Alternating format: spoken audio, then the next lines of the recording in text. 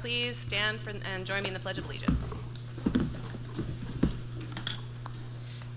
I pledge allegiance to the flag of the United States of America and to the republic for which it stands, one nation, under God, indivisible, with liberty and justice for all.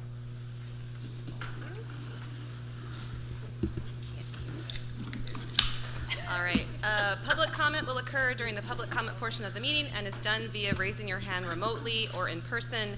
During public comment, once acknowledged, state your name and ward, please, so that it can be included in the minutes. And please limit your time to 3 minutes per policy BEDH. Are there any additions and deletions from the agenda? Yes, we will add an update on Mount Lebanon after item 8 by Director of Facilities, and we have a reason to go into non-public. Okay, and we'll also add a brief discussion of board goals at the end of new business. So we'll add Steve as 9A, and then we'll add new business JKLM and LM. I don't know. L. Whatever it is for new business. Okay. Let's see. Is our student report person here? There she is. Nora. Oh, no, public comment. Sorry. I keep getting ahead. I looked at it. All right. So we'll open up the public comment. Is there anyone in the room that would like to speak? Please come to the microphone. And let's make sure it's on. That's the first thing. No, it's not. Hold on. It's like on the bottom.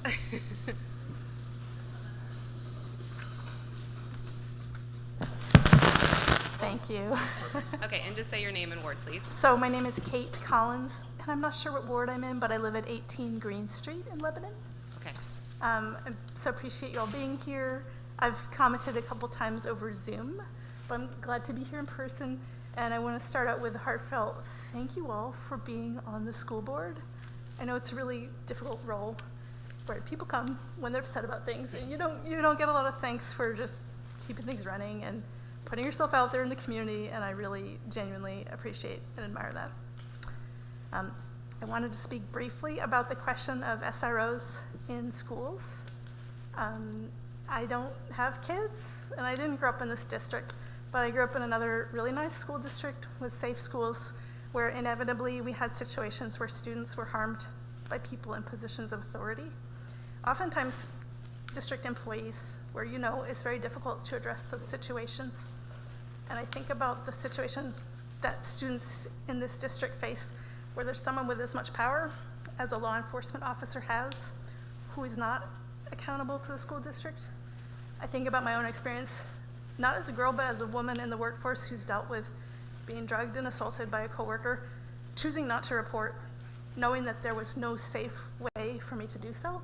And there was no way for this person, who was nobody special, not a supervisor, not a law enforcement officer, but there was no way this person would be held accountable.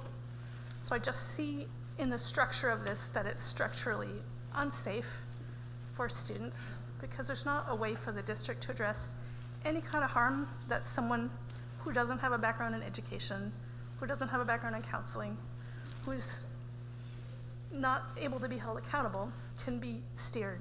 And I think, again, even the best of us, self-included, and I worked with children, we cause harm some days, even when we come in with a heart full of love and life experience and warmth. Like, sometimes we screw up.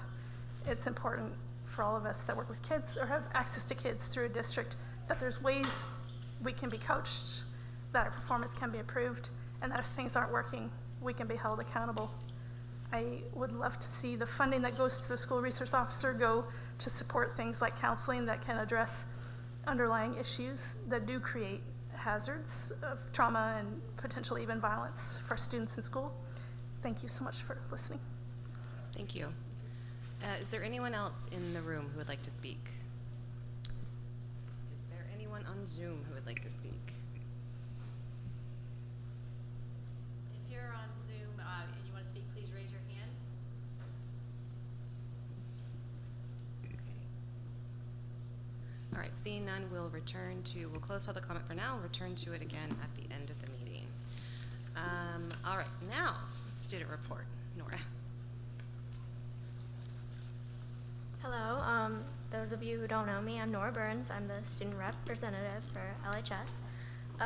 So this week in council, we talked about the Halloween Spirit Week that's coming up next week, and we planned the different costumes and each day.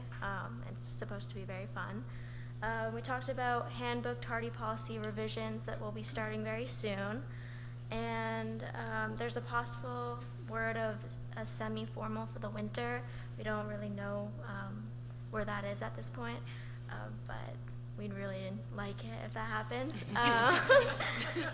Yeah, just because the homecoming went so well and I enjoyed it a lot. Oh, there was someone asked about the day of work and where to find it next year and how to get involved. It was posted in Daybreak, the newspaper, and then also it's on the council Instagram if you guys want to follow that, and then also in the weekly. Yep, that's it. Does anybody have any questions for Nora? What are the Halloween spirit? Do you remember some of them? I know that October is Cancer Awareness Month, so I think we're having a pink out. There's also Rhyme with No Reason, which is someone dresses as like, I don't know, like Taco Bell and Tinker Bell, like something like that. And so that's fun to do with a friend.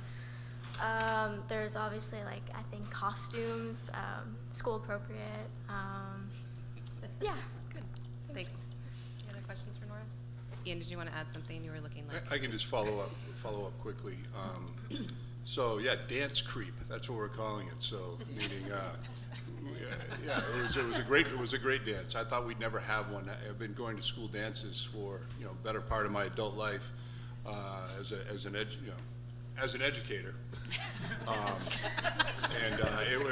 Just to clarify, it was well attended. I can tell you where it sits. We got back to the leadership and said that typically what happens is we have a group of adults who put themselves out on the weekend and supervise. It tends to be the same group, so I'm aware of that. So I wouldn't want to press them too much. But I get weak, and so probably we'll think seriously about having one because I know the kids have a good time, and the staff are supportive. I hope they show up to chaperone. Yeah. But I'm not saying yes yet, not that. All right. It's good. And our girls won today in soccer, so they're in the quarterfinals, which is good. I know. Yeah. Yay. And the boys play Friday. I believe boys play Friday. Yay. Lisa, do you have? Well, I just have a question about the supervision and chaperoning. Is that something that could be done by parents or no? That's just weird. We've had, my experience has been that that's not always been a good thing. So we try to keep that internal, and if we have a dance, we'll have enough folks to cover. I'm confident of that. All right. Thanks, Nora. Appreciate it. Thank you. Okay. Correspondence. Mary. There were 2 letters in regards to the SRO. Okay. Thank you. All right. We are not. We're going to be approving the public minutes from October 11th. We're not going to approve the non-public minutes for right now. So can I get a motion to approve the public minutes from October 11th? I'll make a motion to approve the public minutes from Wednesday, October 11th, 2023. Can I get a second? I'll second. Okay. Second by Mary. Thank you. Are there any changes, additions to the public minutes from October 11th? MJ. Well, I think I just noticed that I believe we are here in this room, and at the top it says we're at Mount Leb. Oh, goodness gracious. Correct. I'm having some memory issues, but I think we were here. Anything else? And then I just have one on page 5, middle of the second paragraph. She also said that the social worker has a very heavy caseload and is being asked to do more than she can, so she depends on the SRO for support. And that was the only one that I saw. Anyone else? Okay, so we will vote on the motion to approve the public minutes from October 11th. All those in favor? Okay, any opposed? And one abstention. Thank you. All right, so we'll move on to nominations, renominations, and resignations and retirements. Can I get a motion to, Approve the supplemental that was included in addition to your packet this evening. so there was a just separate So, page. yeah. I'll make a motion to approve the nomination and resignation sheet dated October 25th, 2023. Okay, so motion by MJ, second by Stephen. Do we have any questions? Yes. So I have a question about the math teacher at LMS. Was that a position that was vacant this year? Because the person they're replacing is still an employee at LMS, so. Yes, I was just looking up the replacing thing too. It's a vacant, it was a .6. I just got briefed from Colleen about that. It's a .6 math, but we have extra capacity in the language department. So we're using part of that extra capacity to make that .8 math. But Kathleen is still there, yeah. So it was a vacant position, correct? Yes. Yeah. Yep. Because she's teaching science this year? Right.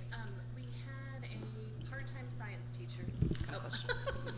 Soft-spoken. Okay, now? Mhm. Yeah. We had a part-time science teacher that did not return, and we have a teacher that is certified in both math and science, and so we moved her over to math and science, and then we had some math left over. Okay. So, because I have a child taught by Kathleen for both math and science, is there a group of kids that aren't? Like, so what is happening? Everyone's covered. So, I guess the question is, if kids were already covered, Oh, I see what you're saying. Yes, we put out for the position, and the person is supposed to start tomorrow, so we did hire. So we advertised. It took us a while to find someone. We had people that covered internally until we could hire someone. So is she taking over the new person taking over all of Kathleen's math classes? Is that, or no, she's just I thought taking she's over the taking over vacant math She's classes? taking over the vacancy. Okay. Yep. Does that make sense? So she's taking over the classes that were covered by other people, so they no longer have to cover things anymore. But Kathleen is still teaching Right. both math and science as she Yeah. was before? Yep. Okay. No change from the beginning of the year. Okay. We have like 6 kids in those classes, so. So we're all wondering, what's going on? No, she's still there. Okay. Any other questions? No pressure. Right. Any other questions about the nominations, resignations? So this SAP, that's the new person who replaced the person who left at the high school, correct? Right. Okay. Okay. All right, so we'll vote to accept the nominations and resignations dated October 25th, 2023. All those in favor? Okay, unanimous, thank you. All right, so we're going to go on to our discussion with the school principals who are here. RE, the SRO. Great, thank you. So last week at SALT, we got together and talked about the SRO, how the person is used at each of the schools. We talked about what things could be accomplished without the SRO and if there were any concerns going forward. So I'll let the principals kind of speak in general. I think collectively they're all somewhere on the same page, and they're each of how their experience of how they implement the SRO position I think is a little bit different. So I'd like to be able to kind of articulate so the board understands in what ways that we are currently using that position. Go from elementary on up, is that easier? Because it is quite different. So you have to share your mic, sorry. Yep, we'll share. Sure. We'll share mine.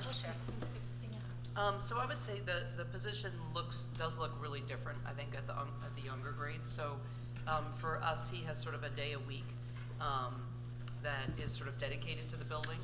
We don't really have a space for him, and he requires an office and a phone and whatnot. So I had said it was fine with me if he takes that extra time here, and we would just call him if we needed him. In the meantime, he comes over every Friday and does a lot of just sort of goodwill. It's sort of he comes, he meets the kids, he's in uniform, Sometimes he does projects with one of the classrooms, sometimes he does recess, sometimes he goes to the school sing just to help out wherever we might need help.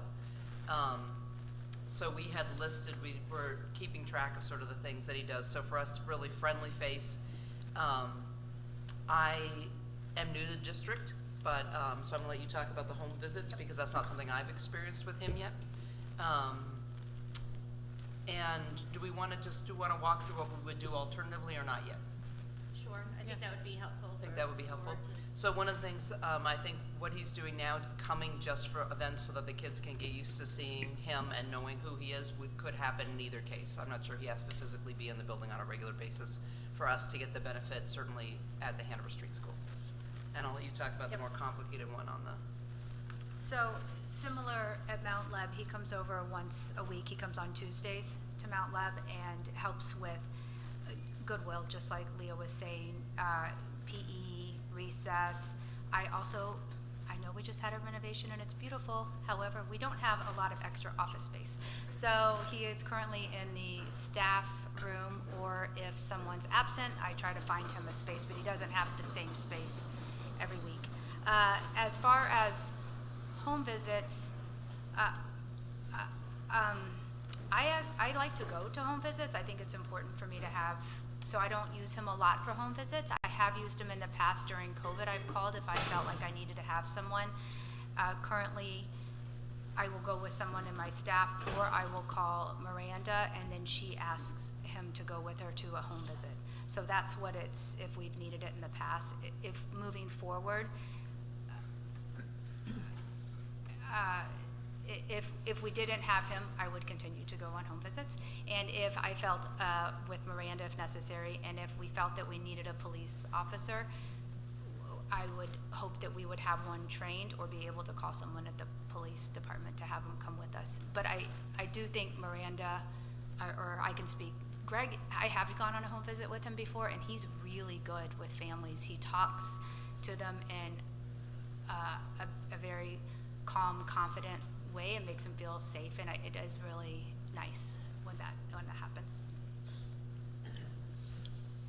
Any other questions from elementary? We might circle back a little. Okay. Okay. And for LMS right now, we have Miranda and Greg go and do the well child checks for us. So if there's an attendance issue, if we're concerned, they will go and visit and then come back and report to us. He also helps us like with educational components, like if there are conduct infractions that right now they're doing something, it's a mistake, but later on it could graduate to something more serious. He helps to talk to the students and explain to them the trajectory of where things could go if they continue. And he also is good, like we coordinate when things happen off campus, and we share information, so he helps us if things come into the school and back and forth, things like that. So yes, we could do those things, but there are times when we would need a police officer. For example, if they have illegal substances or something like that, they would have to come and pick that up, so we would still have to work with them. And I'm trying to think, here it is. And then we would miss the coordination that we have if we didn't have him, so we do appreciate that educational piece and the coordination piece. So Greg is in our building on Wednesdays. We've had to shuffle him around a bit, which I feel bad about, but we don't have any extra office space either. He's at lunch as a kind of a benign presence to help us with coverage at times. He has no formal duties in the building, really, other than that. Really the only contact that Greg has, and again, he's in our building one day a week, is if we understand that a law has been broken, and then we're required by state law, state RSAs to contact the police. And so, I'm trying to recall, how many times a year that happens. Every once in a while we'll have an inappropriate use of a cell phone where it meets the threshold of police involvement, and that happens twice every 3 years. We do have, so essentially, he's actively involved with our students 3 or 4 times a year as required by state law. With regard to home visits, I would really defer to Miranda on that. I know that she values his presence. If he wasn't, I was here when they gave their report. I think he's attending more home visits than he used to, in coordination with the social worker, which I think was the plan when the social worker position was created. If he is not there to do that, then we would go with Miranda. We have the time. I think we would make the time because they're important pieces of taking care of families. So we would cover that. There is a real appreciation. Well, I guess I don't want to jump the gun with regard to what we would do if we. That's not an appropriate phrase, but the idea is that I don't want to speak in advance of any decision that you folks make about the need for an extra social worker. But if we have to call the police at times. And I suspect if there is not an SRO, and there often isn't one in our building, so we'll call Greg. If he's not available, we call the police, which we've done before, and they come to our building in a timely fashion, and we have, I suspect, a good relationship with them moving forward. How many home visits do you have a year, would you say? Oh, that's a good question. I mean, prior to Miranda arriving, if we did 3 home visits a year, I'd be surprised. And now I think we do more than that. And I know Miranda goes on home visits, but not always with Greg. And I think now that we have Miranda, we're inclined to do more of those. Miranda? You gave us a number of total home visits. Do you have any sense of the breakdown of high school versus middle school versus elementary schools? So last year it definitely was leaned heavily towards middle and elementary. This year I've seen a stark increase in my high school. So how many home visits? So far this year. Yeah, so far this year. Yeah, it's fine. Somewhere between 15 and 20. Okay, thanks. And it's October. Right. Got it. Does anyone else have questions for the principals? I guess the question would be, how do we determine that we need an SRO present for those home visits?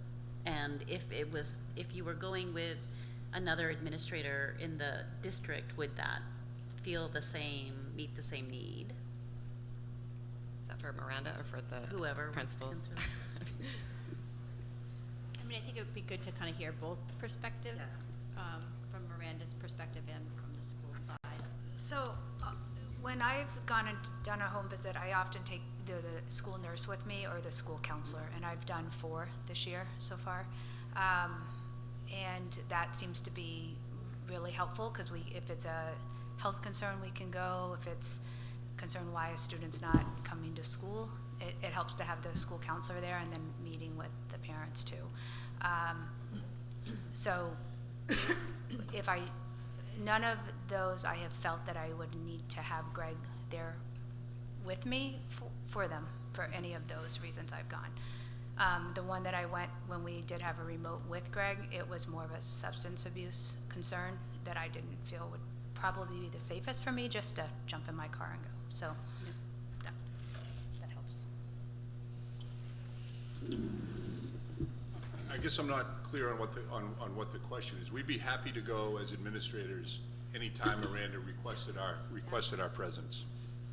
We would make that a priority. Yeah. We can't go several times a week, but I'm not sure ever that would be the case. I think for me, I find that my home visits with the SRO seem more helpful and we're able to give them more time, because the reasons that we tend to go, I need more time there, and it sometimes our administrators have to get back. They have other things to do. They can't always spend an hour sitting in someone's home with me. And so I appreciate Greg's ability to step in when needed and kind of give me space when he's not needed and still keep me safe. everyone here is wonderful, but they're not going to keep me safe in some of the situations that I step into. So of those 15 to 20, how many require Greg or a police? I think for any home visit that I am going to that I've never been to that house before requires someone with me that can keep me safe. And so it ebbs and flows with the need. There are some families that I don't feel I need someone to go with me, and I have gone by myself. But that is after multiple times of someone going with me and me knowing that I am safe. So following that line, if you have a constant person right now and you know how this police officer works and interacts with families, so can you speak to a little bit, if we went to just any police officer who happens to be in the call queue, how that would maybe change your approach to meeting with families? I mean, I think it depends on the officer who comes, because again, they might also be on a time crunch. They might, in my previous work, I used to go out with police a lot. I was an emergency mental health clinician. I was in homes in really tricky situations, and I have seen some officers that it makes the situation worse, not better. And a big concern I have is just getting any officer. I don't know what I'm getting. I don't know what that's gonna look like. And I do worry for some of our most vulnerable families who have things happening, that me walking in with someone I don't know and I don't know how to work with, that it could go differently.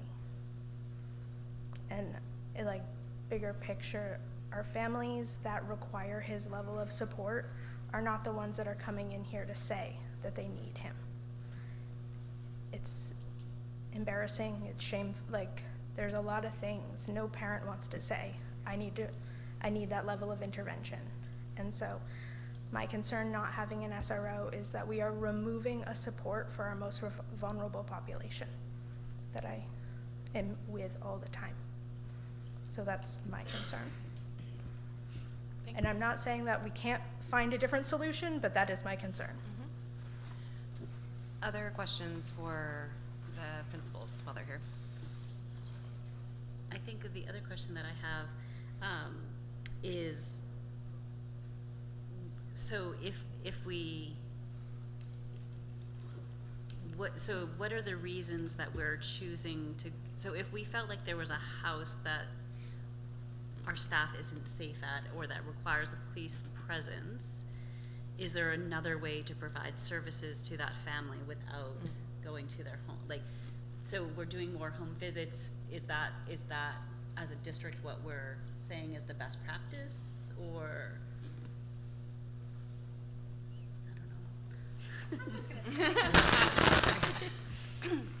I think the reason that home visits are being done is because those are the families that are not engaging in any other communication.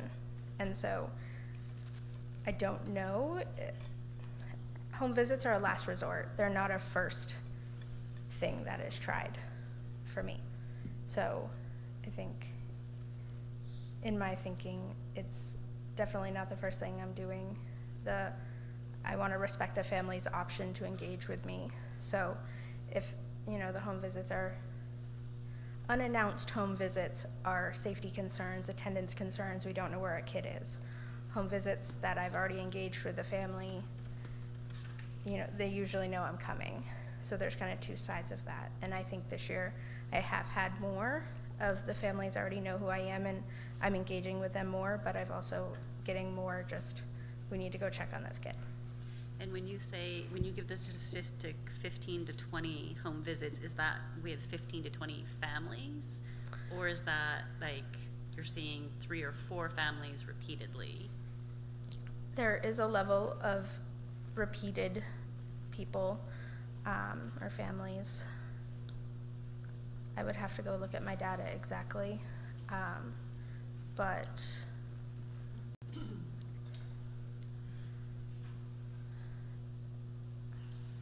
I'm guessing, top of my head, probably at least 10 different families. And then the last question I have is, are we seeing an increase. So if we're going into these homes because we're worried about safety, attendance, those kinds of things, are we finding that we're getting those kids? Are their situations getting safer? Are they coming to school more? So are we seeing an increase, a positive increase to that intervention? Yes. It's definitely not perfect. It ebbs and flows with things that are happening, but I do find when we've engaged at that level, there's some positive. And do the principals feel like they're seeing that? I can't really speak because it hasn't, we haven't done one of the families from HSS yet. This year, we haven't done one at Mount Lev yet either, yeah. So it must be you guys. Well, I was gonna say for us, and I can think of 2 or 3 families where it has made a difference and it has helped, and we have seen improvement. And then what we've found is that they are willing to reach out to Miranda and willing to reach out to Greg when they need help as well. So there's a reciprocity there that has been positive. I have found that families who have, like, we've done a home visit initially because of our concerns, that they proactively reach out to Greg on their own. Like, I know he gets phone calls from families like, hey, what do I do? How do I navigate this? How do I support my kid with this legal thing that happened? How do I know what to do as a parent? How do I navigate this? So I do see a lot of that as well. I can think of a couple of specific cases where you've been invaluable. And I talked with both the counseling department and special ed, and I think they rely heavily on Miranda's services. So, Greg, I think, is and again, you do home visits without Greg, so at times, and I think you're the sole determiner of whether or not you need him. We don't assign Greg. We do know the families well. We spend a lot of time with them. There are some families who are McKinney-Vento kids, meaning they're identified as homeless, that have not made it into the building that we have no relationship with. And I can think of a couple of those students that you have worked with. And so I can't really speak.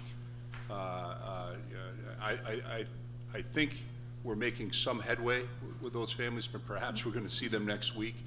But if the SRO was not here, and I can certainly appreciate you feeling more safe with an officer, but we'd be committed to filling that role as best we can, knowing that we're not the police.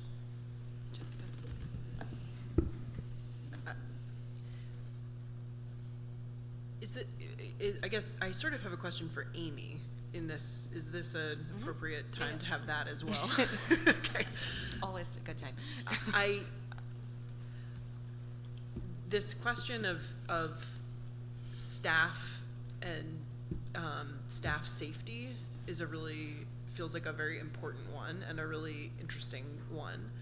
And I guess I'd be interested in understanding how we approach staff safety generally, because it strikes me that home visits are strike me as this kind of very unique circumstance, and in terms of what staff are dealing with for the most part. And so I don't really know what the standards are for home visits, or kind of how they're handled, or when they're called for, or what staff would do in the event that they did feel unsafe, or how they evaluate the safety of a situation before they've entered it. And so I guess sort of separating that out from the question of the SRO specifically, and just sort of saying generically, when are home visits called for? What are the safety sort of parameters that we set around those? How might those be adjusted? Or I guess, can you comment? Do you understand a little bit what I'm trying to get at? Yeah, so as Miranda mentioned too, it is related with kind of that last resort tier interventions would be that home visit. So we're doing phone calls, emails, trying to connect them that, if their parent has drop off, trying to make those parental connections. But we had talked initially, I think in the beginning of the year, of SALT, is I didn't want anybody going to the houses by themselves. I think it's really important that we're always with another person, and then being able to go in there. And I've talked to them as I wouldn't force someone to do a home visit that wasn't comfortable. And that's another parameter. Some people are just not comfortable going into other people's houses. Are they a valuable tool? Absolutely, because you're meeting the parents where they're at. And you know, some parents have had a very negative experience in their past with schools, not maybe just with Lebanon, but sometimes school is a place that they don't feel safe. So I think that's a valuable piece. I think Wendy mentions are there any other options. We also could, you know, if we could get them into our buildings or meeting them out in the community. My last district, I did home visits. We call them porch visits because we didn't feel comfortable going in the house, but we needed to make that connection and get our eyes on the children to make sure they're safe. Obviously, if anybody encounters something that would be considered unsafe, depending on what it is, they would call the police or DCYF if the children are in danger as well. Thank you. I have a question. Miranda, you can sit down. This is not, Okay. I feel bad just having you stand there. So I have a question because we didn't have a social worker before, and I think I sort of don't fully understand, because I know that there are these student assistance providers who do some of these things. There are counselors who do some of these things. So I guess my question for the principals would be, I know there was sort of some growing pains when we brought Miranda on, but I think part of the reason we had growing pains is because we had systems in place before, right? So what are some of those systems? How do they interact with the social worker and the SRO? That's my question.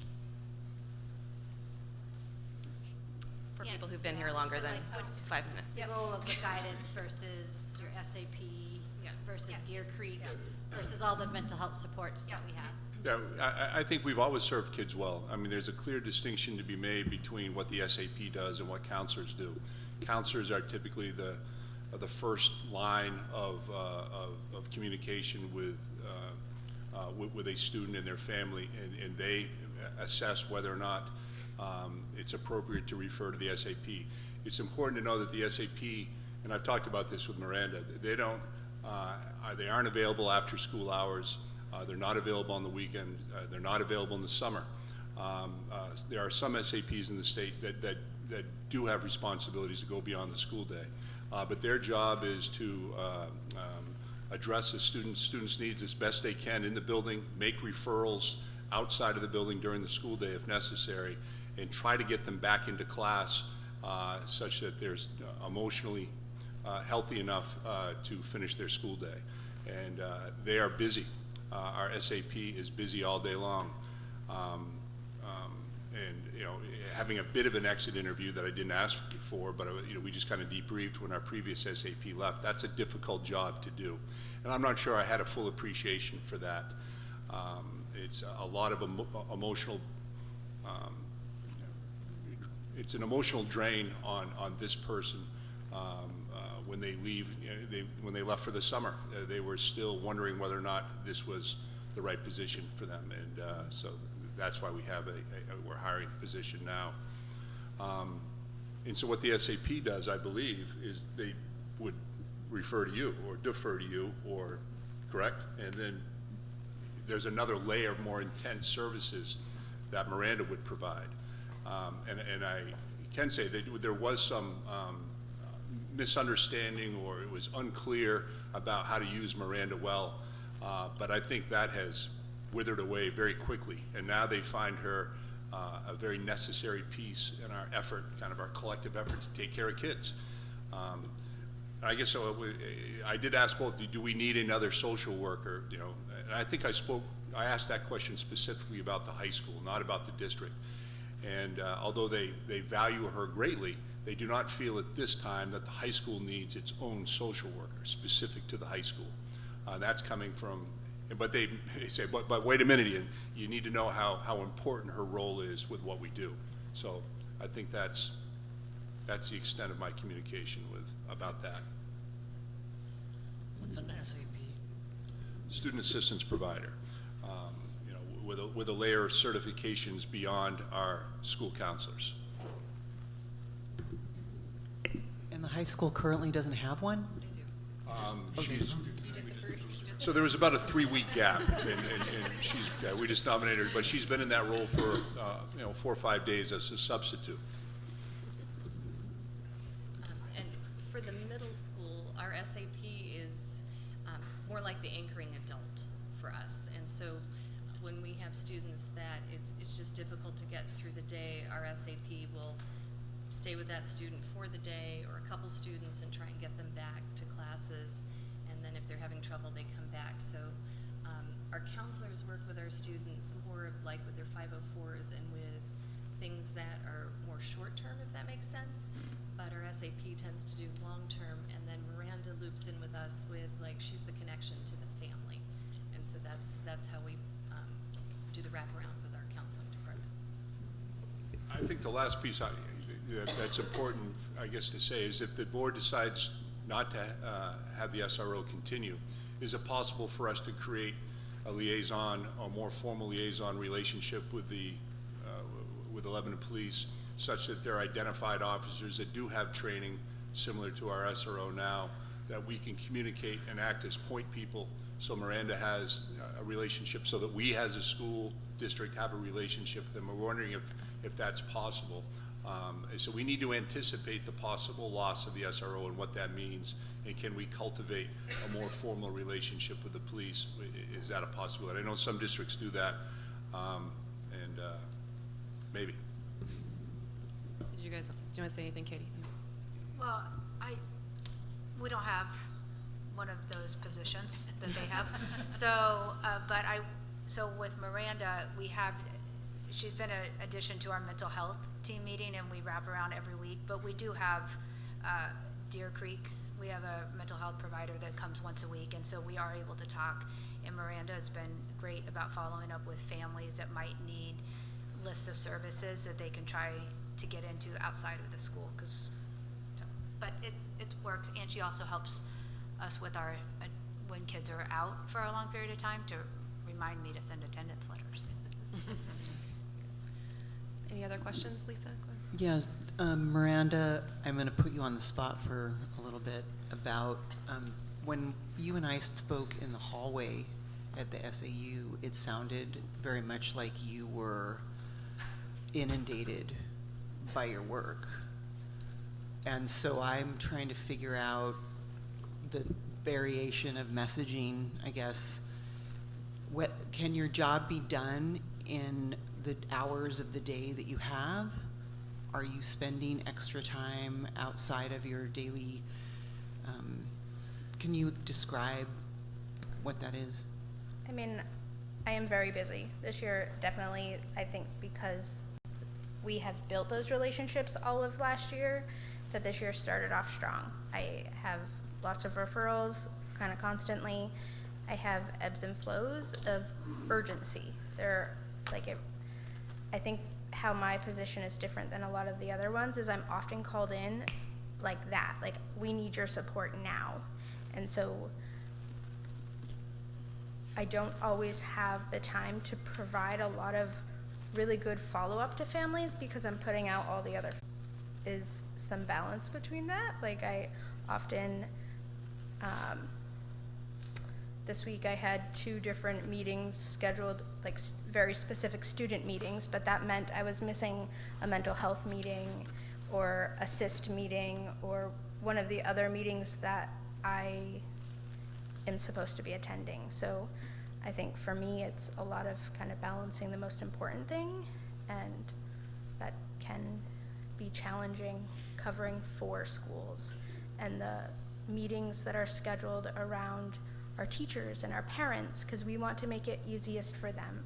And so sometimes that makes my schedule a little bit crazy. Got it. Thanks. Thank you. Any other? Yes. Go ahead. So as we consider this as a board, can each of you give me one reason why you feel it's important to keep the SRO position, and one reason why you're comfortable with us not? And what is the top thing you would like us to consider as we make this decision? No pressure. I think you can do it. So I would say, so the biggest benefit that I've seen at the elementary level is just truly just that friendly face in a uniform. I think when the kids are little, it's nice for them to have that association with the uniform as being someone who's helpful. Your next one was what would be the biggest reason why we might not want an SRO? Yeah, like if, you know, like why would you say yes, why would you say no?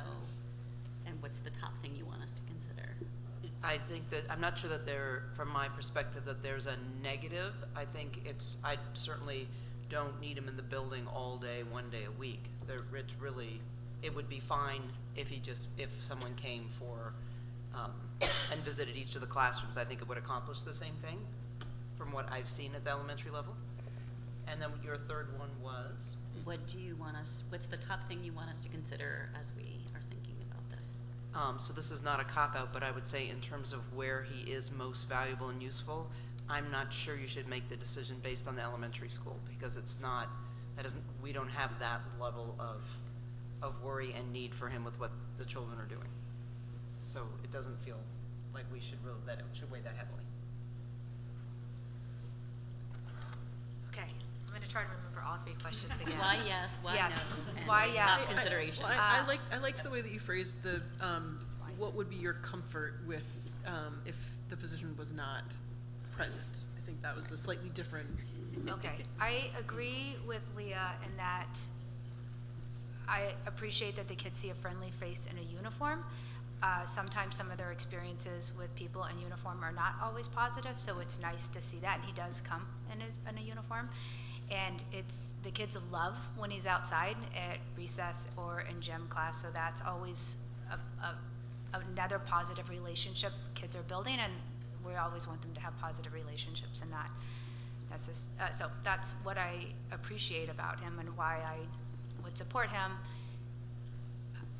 If we, say the second question, please. So It's what late. would be your reason not to Oh, have I don't really have a reason not to have him. I feel, I do like being able to call if I call him, or call Miranda, and then Miranda usually calls him if I have a question about something.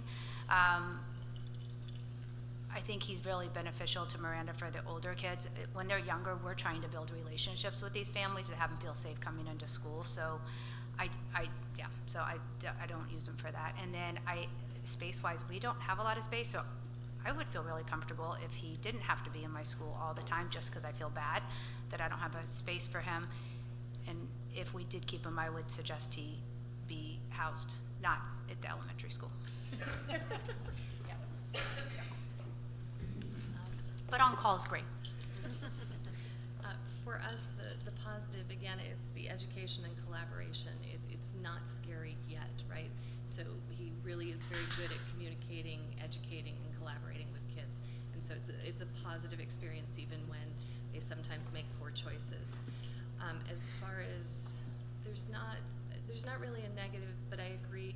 It doesn't have to be all day, every day. It's more of an on-call kind of thing for us. And so sometimes he's at other buildings and we've had to call and he comes immediately, or I know that other buildings have called him and he's gone. So it's hard to give him, like, say, everything's going to happen at the middle school on Monday, right? And everything's going to happen on Tuesday. It doesn't really work that way. So to, have him on call is a little bit easier. And then, I'm sorry, the third one. What's the top thing that you want us to consider as we're thinking about this? I just think that it's a good collaboration, with schools and the police department, and I think it can be positive.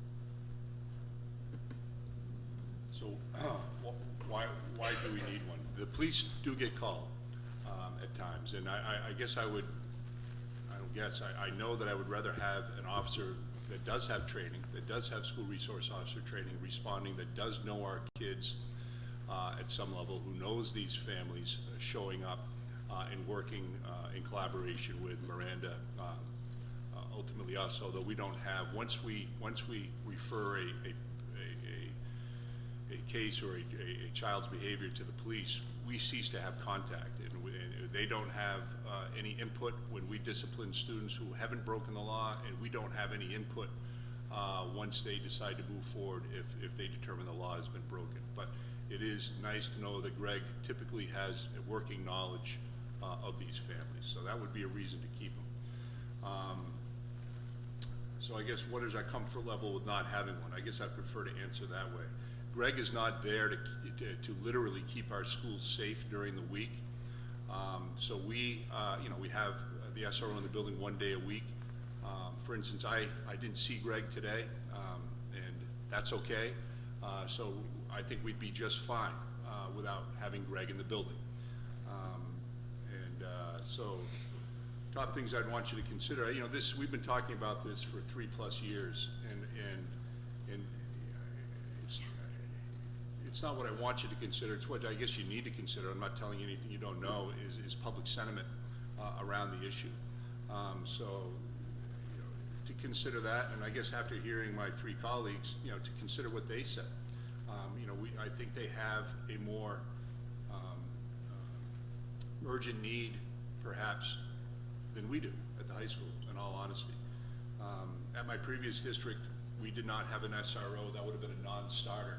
But we had police in the building several times a week, having lunch, swinging by the office, talking with kids in the common space, talking with us. We would meet with them about kind of regional or community-wide Upper Valley issues, and that was a good meeting.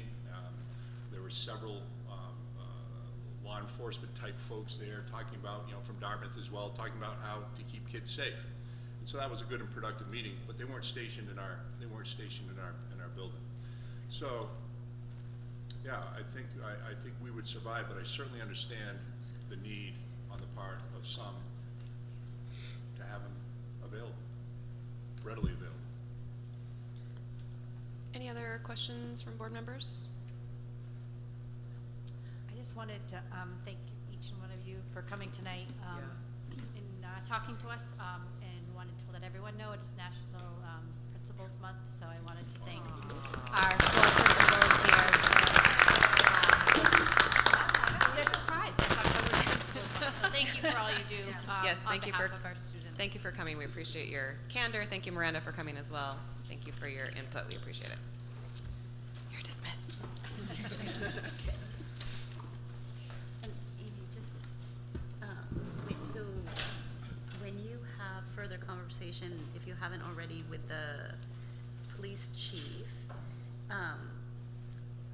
can we have conversations around, what is their feeling, or, so if we're feeling like it's important to have a good working relationship, have a liaison type of person, but we're not feeling like we need to house that person or have that person, so is that something they're willing to continue to have a position and have that person work during our school hours, be accessible for us, but Like not have to, like a school, like this position that we'd pay for, or? I mean, I don't even know what that. I have the meeting tomorrow with the chief, so I'm open to any discussions, and we can look back at the the MOU and the feedback that you provided. But I think we do need to keep the conversation going and to see, if it could look different.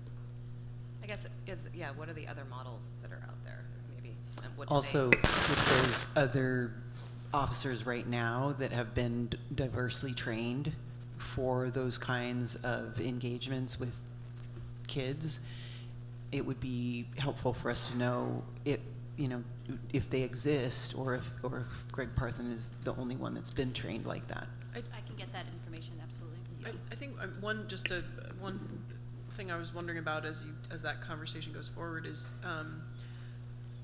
this question of having one officer who has potentially has specific training, and that's got some downsides to it, truthfully, because if he's in one place, he can't be in another place, and it sounds like sometimes he's needed in the place where he isn't that day, so somebody else might be coming anyway. And I wonder if there are trainings that perhaps the school board could sponsor for the department, or is there a way that the school board could partner with the police department to train the force, in terms of interactions with schools or something, rather than sort of centering all of that in one person or whatever? Could we be a partner in that process? Well, in the past, we've had police officers come to our buildings on a regular basis with trading cards or whatever, just to get to know the kids. So it's not something new. The SRO is something new. We had Patch the pony when I was in elementary school, and the police officer came with a pony whose name was Patch, and so that was a big deal. That's asking a lot, but we'll see. Nothing more fun than a pony, but. Everybody wants a pony. Just how long? Oh, sorry, Kevin, and then Wendy. How long has the SRO been in existence in Lebanon? That's a good question. 20-something, yeah. And Miranda, yeah, do you know? Miranda, do you know? I don't know exactly, but I know he's been in the district at least 12 years, and I think it existed before then. I think I was gonna say 15 years, so I think it's somewhere around there. Yeah. Sorry, Wendy, you were gonna say something. Sorry. Was it about Patch the pony? Yes, it was about that. I mean, I think there is a demonstrated need to have a working relationship with the Lebanon Police Department, and clearly other school districts handle this in lots of different ways. And so I guess that's what, just to sort of we're interested in understanding how that could be different and how flexible they are to having a different model, or how locked in are they for it to look this specific way. Sure, I can get that feedback, absolutely. Steve. I would say that one of the themes I heard from several of the principals was not only having a relationship with the police department, but having almost a point person that everyone had familiarity with. So having a consistent person to go to and get involved. Anything else? Okay. As usual, I've given you more homework. All right. Okay, we're going to move into the SAU leadership team update, and we're going to start with Steve, which is our change to the agenda. And he's on his way.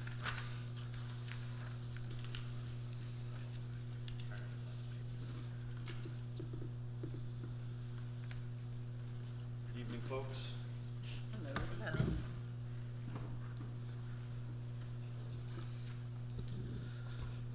Steve Mazinski, I'm the Director of Facilities for Lebanon School District, SAU 88.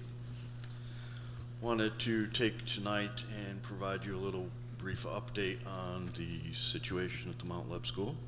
Amy Allen has asked me to come tonight and give you a little update. So we did do, and let me start off at the beginning and then we'll go from there. Katie Roach presented to me an odor problem in classroom 13. Upon going to the school, the odor presented to me as a pet urine smell. So pet urine could be taken in many ways. It could be a pet, it could be a pest infestation, it could be an off-gassing of a microorganism. So the first thing we do, myself, Anthony Mikas, and Justine McLaughlin came in on the weekend. We moved all of the furniture to the side. We purchased a chemical. It is a biologic. It breaks that biologic. If you break it, the odor goes away. And it did. It did for a couple of days, and then it came back in earnest. So we're not dealing with a pet problem. We continue to troubleshoot. We purchased air purifiers, charcoal air purifiers. That seemed to help, but we just cannot find the root cause of the problem. So without throwing our hands up into the air, I reached out to Atlas. Atlas is an industrial hygienist down in Boston, Massachusetts. We brought them in and we did some air sampling. I can tell you that the air in the room is actually better than the air outside. Yes. With the purifier. Yes. There's no glaring. And in that meeting when I brought them, I left it as a blank slate. I wanted them to come in and say, what are you smelling? And they said the same thing we did. We think it smells like pet urine, and I recommend, and in their report, they recommend that we replace the carpeting in that room. So, without earnest, we are now reaching out to a contractor, local of course, to replace that carpeting. We're expecting that to take place sometime between Veterans Day and Thanksgiving, and we will do it on a weekend, so there's no disruption to the students. I wish I can sit here and say that we have a definitive reason for the odor concern in the classroom. I have brought in air quality. I have brought in our integrated pest management company, Waltham. We did a site survey around the building. We looked for any pest infiltration getting in up underneath the exterior insulation, and we just cannot find anything.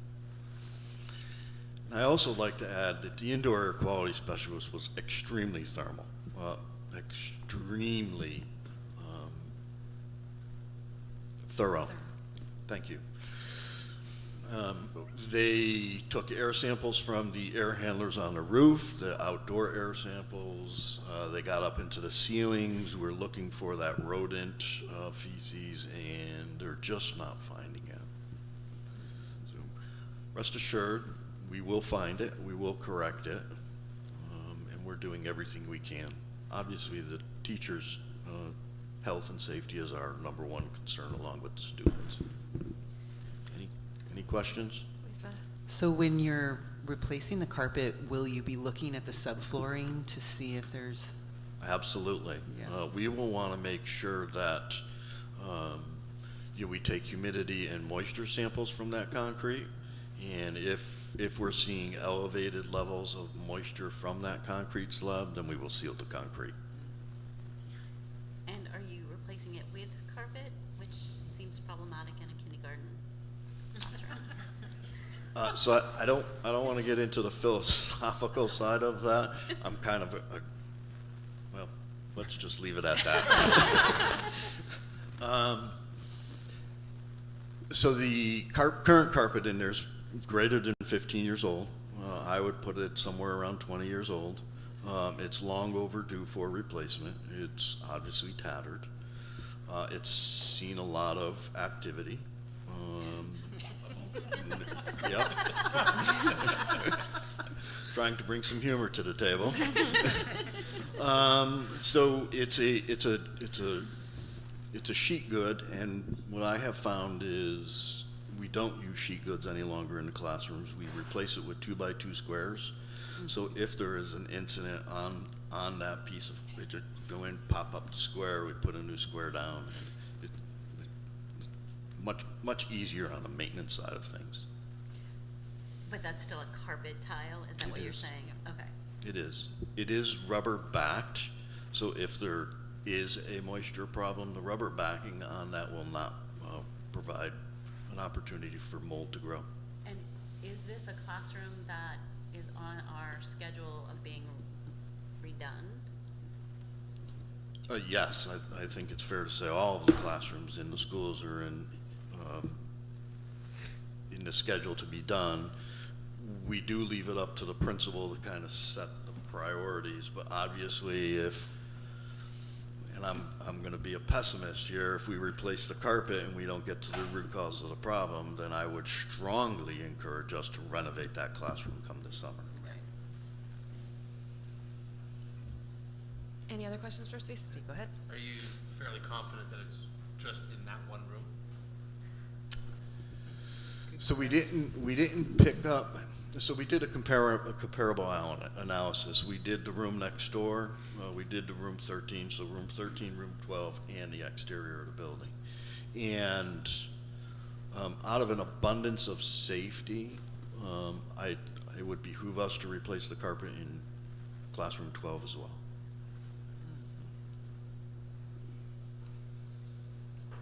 Is it fair to say there's been a fair amount of activity in classroom 12 as well? I think that is a fair statement. So I'm just wondering, is it possible that it's not a pet urine, but it's human urine? Not to put too fine a point on it. Yeah, Lisa. you know, I mean, like it's kindergarten. It might be from, it might be from the pony. It could certainly well be from the pony. You know, anything's possible. You know, I can assure you that every summer our classrooms are emptied full of the furniture, and we extract every carpet and strip and wax every floor in every classroom of this school district. So when did the smell come up? It's interesting, and Tim kind of pointed out, it seems rather abrupt.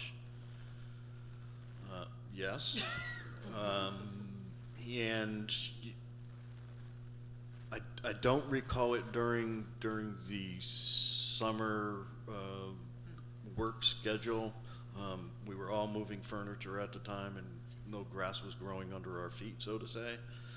But I didn't detect it then. I detected, you know, it was a hot, hazy, sultry summer, you know, classic New England summer.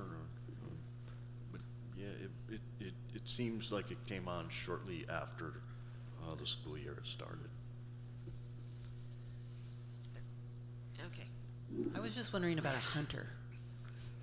Is it useful that a hunter could come and smell it? Because it feels, well, the reason is because hunters often know more about those kinds of smells. Potentially. I mean, I think at this point we've tested a lot. I mean, I think I agree. I mean, thank you for the update. I think if we need to replace the carpets, we need to replace the carpets. Yep. It seems like that's a pretty good observation. I think Lisa's point is a good one, though, that we do, and you, as you said, want to test the subfloor for Yeah. sure, Yeah. because we have no idea what's under there. But yeah, I think, and we don't need a motion for doing this because this is on our. We put this aside usually for one classroom or 2 or 12 at a time. So, Yeah. do we have any more questions for Steve? You can consult a So, hunter if you would like. still at finance and facilities, right? That's where we talked about it. Is the classroom still usable at this point? Yes, it was deemed safe to be usable, but as Steve is working on carpet and pulling up to see what's underneath, we are making plans if we recover something that makes it not usable. Yep. We'll have plans to, so we will have no disruptions for school. Okay, thank you. Thank you. All right, on And I to guess one more question. another question. Yes. What has our communication been with families of kids in that classroom? I would have to directly talk to Ms. Roach about that too. Initially, the conversation's been back and forth with the teacher piece, so I'd have to see if she's sent specific emails out to families. None of the families I know have complained, or the students, like from open house or anything like that. But Okay. On to your next update, the SWAC survey. great. I have members of the SWAC team here if they want to come up to the table. I believe Diane has some colored copies of the survey since the I'm sure you black read and them white in your packet. I brought you one just in case.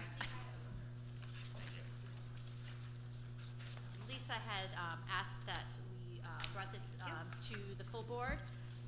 And as a new superintendent, I was able to get my hands on the survey. Thank you, Diane.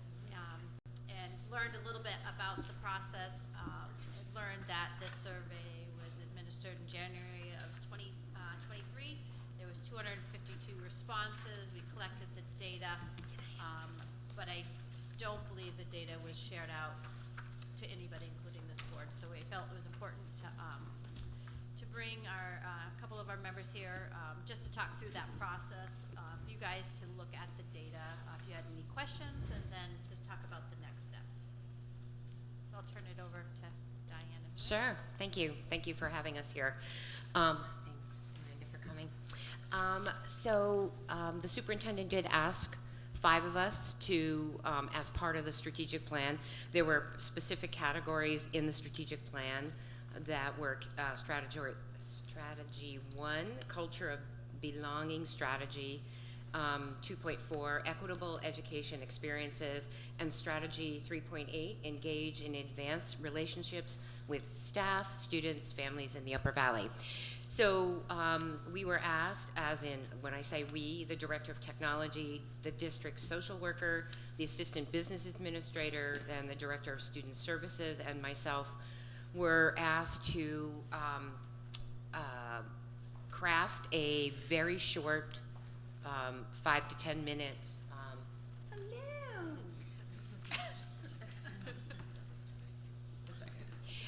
craft a very short survey to really kind of address the items that were in the strategic plan.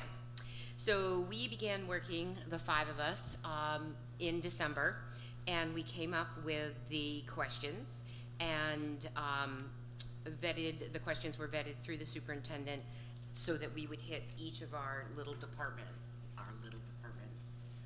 huge departments that we're all in, and with very specific questions, which you can see in the survey. The survey was distributed to, let's see, it went to families, it was on the website, it was in the weekly newsletters, it went to the city offices, it went to the libraries, and we even used, because Lisa suggested it, a QR code, which we put up posters in the schools, and so it was like out there. And our group, the 5 of us, reviewed the results in February and presented the findings to the superintendent. And then I did notice that the survey was indeed referenced in the strategic plan progress update on May 11th at our SALT meeting. And it was also placed on the agenda for SWAC to review. It was on the meeting minutes for this past May 22, and we brought it up again in October. Great, thanks. Does anybody have any questions about the results now that you've seen them in color? Probably make a little more sense. A couple of things, do you mind if I just speak a little bit more? Yep. A couple of things that the five of us in our little microcosms have, we looked at the survey ourselves and took it upon ourselves to do the different activities that we could accomplish within our world. And so that meant, for example, increased messaging in their weekly newsletters for both wellness and mental health resources. So Miranda puts information in my weekly message, and then I will add stuff for SWAC as well. Can I interject? Of course. One of the things that came out of this was kind of a lack of knowledge of community resources. So in the spring, if you were reading Diane's newsletters in some of the schools, I did a community spotlight, a community organization spotlight. So I tried to pinpoint some of the key organizations so that families could reference them. Some of the other things that came out was the technology department. It was identified the needs for the hotspots, and then information about the affordable internet program. That's also gone out, and that kind of it just popped up in the survey as well. And then of course the document was created and distributed of what does a social worker do, as well as the collection of student services offerings within the district to identify, to go back to that mental health component and really support that work. I have a question, and it's probably about the makeup of SWAC. That's maybe one of the ways to answer this question. So on the question, one of the last questions, what 3 student health and wellness initiatives would you like to see or see improved within the school district? This is the last bar graph. And the number 1 answer there is after school activities, and I'm assuming that's clubs, right? Is that after school activities and clubs? And then the next one, next sort of vote getter was the whole child well-being initiatives. And so my question is, who from the schools are on SWAC? from the individual schools? Because those seem like individual school building kind of issues. So like who from the schools is on SWAC? So the SWAC, which is Student Wellness Advisory Committee, that is made up of a community member, nurses from the schools, as well as staff from the schools. So, for example, as well as a school board member and a district administrator. So, and the social worker. She's a new member, which we're happy to have. So we have, I have a PE teacher, we have nurses, and the health teacher, I'm so happy to have him from middle school, and let me see. So, and then the community member is actually Alice Ely from the public health of the Upper Valley. Great, so I guess that's one of my, because that's one of the areas that people would like to see improved, even having the health teacher or the PE teacher, like those are sort of after school activities and the whole child wellness, that's something that maybe needs to be more of an initiative at the school level from an administrator or from something like that. So if we could just sort of push that information onto them as well, I think that would be helpful, because if those are the things that people are identifying, those are places that school administrators have. I do think that there's been a push this year to restart all the activities post-COVID, so I think that is definitely a focus of the administrators to get those clubs and after-school activities back to what they were before. I also wonder if it makes sense to have a tab on our website where it has, like, it's specifically for the Student Wellness Committee, and then has like list of resources, has some of the policy, has a place to collect some of this information as. So this is on the website, and it is under the under the Health Services Department. So there is a list of after-school activities and things like that listed there as well, and so that you might find that there, Wendy. If I went to if I'm a parent, sort of quickly, I wouldn't like dig through pages. Right. I think we all can agree that our website needs a revamping, a refresh too. So, and maybe even just having a link up front too of like, here's the resources, or a community dashboard for that piece to link. I know these three are involved a lot in different community resources, so being able to put that in there together. So, I think what would be helpful too is for that is like, is this broken up by schools too? Are there resources? Do we need to focus at elementary? Do we need to focus at middle? Do we need to So focus at high school? So actually, a couple of years ago, I did actually ask, and that's where that collection of information that's on the website now is located. I actually asked all of the administrators to say, okay, so tell me what you're doing for after-school activities. What do you have for co-curricular? All of those the collection of, and that hasn't been done for the last couple of years. So certainly could ask that question again. About any coordination with like the LibRec department, and specifically with respect to like after-school activities and things like this? It's definitely one of the items listed there. We have links back and forth to each other. I don't think there's anything specific that would be from our website that says, oh, LibRec has soccer, if that's what you mean. Not really, not even just in like linking to one another, but like that's an after-school activity, right? They offer many after-school activities, but at least pushing that information out or whatever. So I do add, yeah. I'm sorry, I didn't mean to cut you off. Yeah, no. So information like that is included in my weekly. So whenever I hear of something happening that is like a health and wellness especially, I get all excited, sorry. And then I put it under my community partners, and often it's including a lot that's going on at the rec in particular. And I also know that the principals have a really good connection with the rec and push out a lot of their activities, and some of the events overlap and things. So I know specifically the middle school works really closely with Brett and Franklin and the rec, but that's. So for middle school, I can say that when you get a list of middle school co-curriculars and sports that are available, it's broken down by these are the sports that LMS offers, and these are the sports that you do through rec, and you can go sign up for both of them at the same time, basically. So there is some coordination about that, specifically the middle school, a lot, because that's where they overlap the most.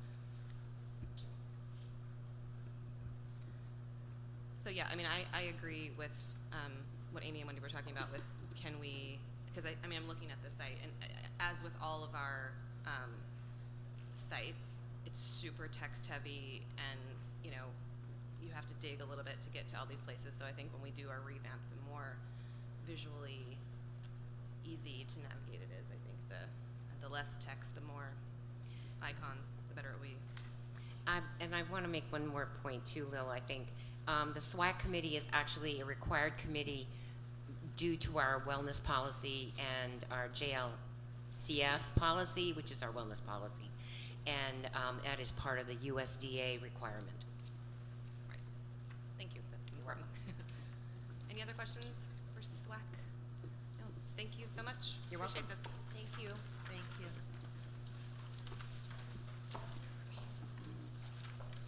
Okay.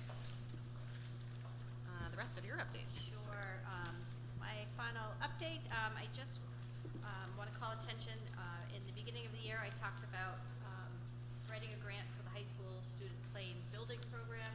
We are in the process to submit that proposal by the end of the week. One of the pieces is that I will need board meetings, that it was brought up and discussed with the school board.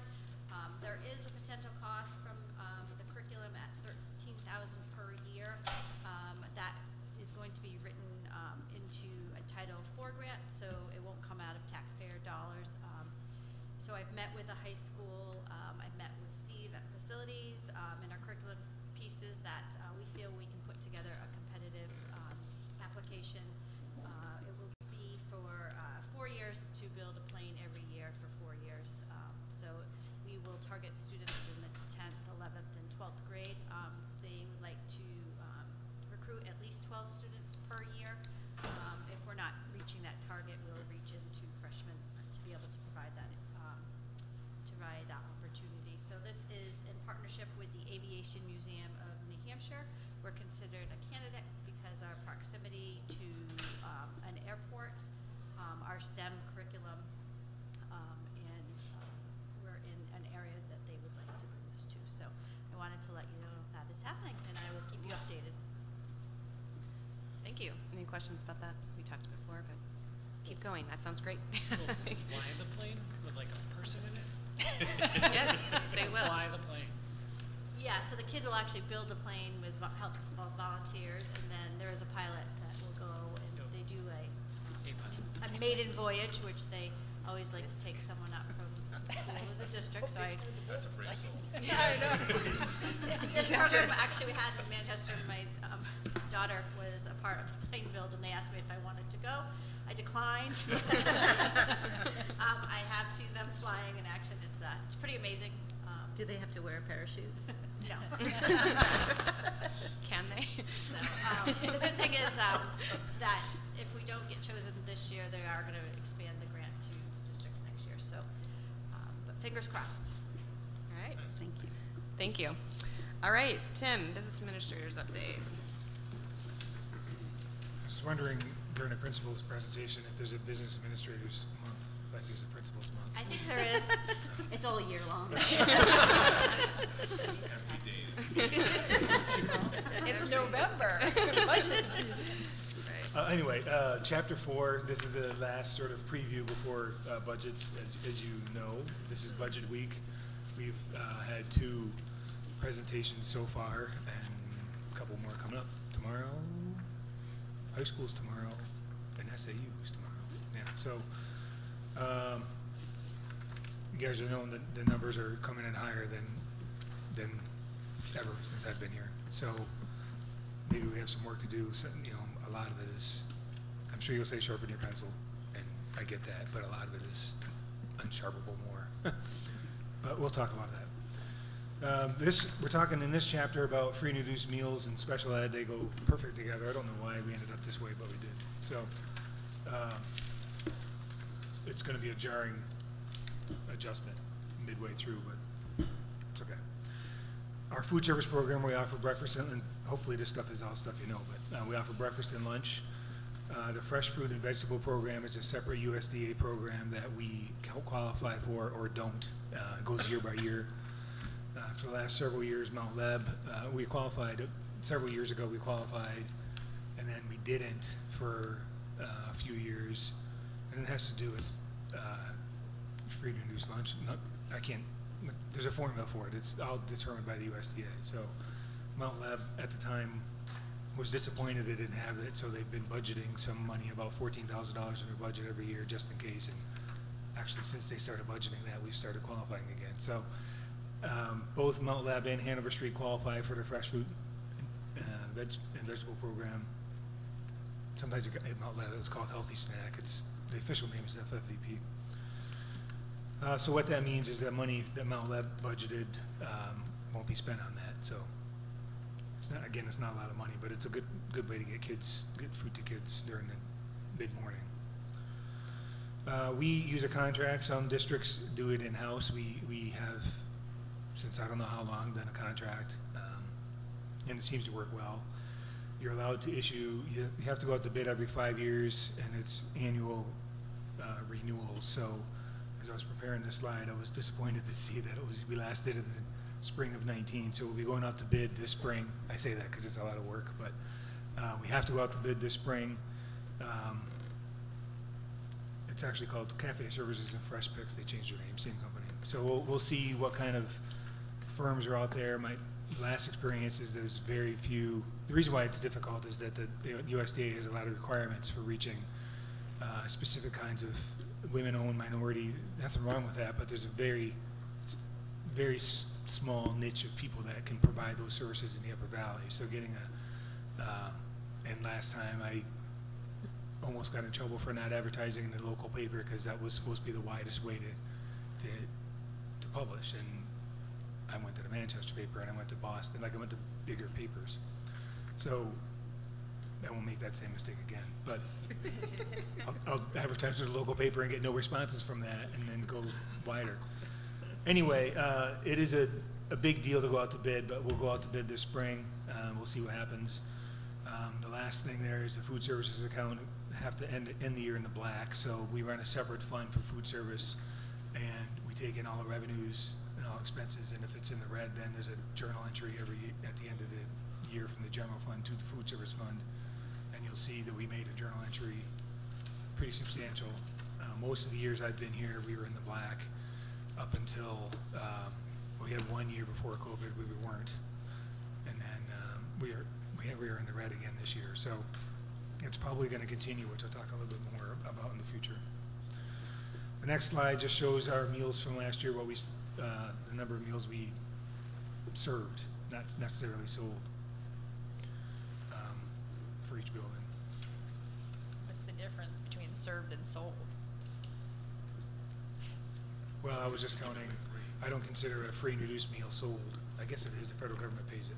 So that's all I was saying, is that these are meals served, not new meals that a parent paid for necessarily.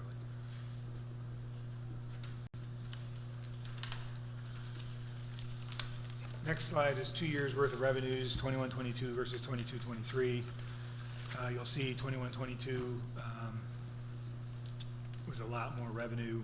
If you remember, the federal government had universal free meals, so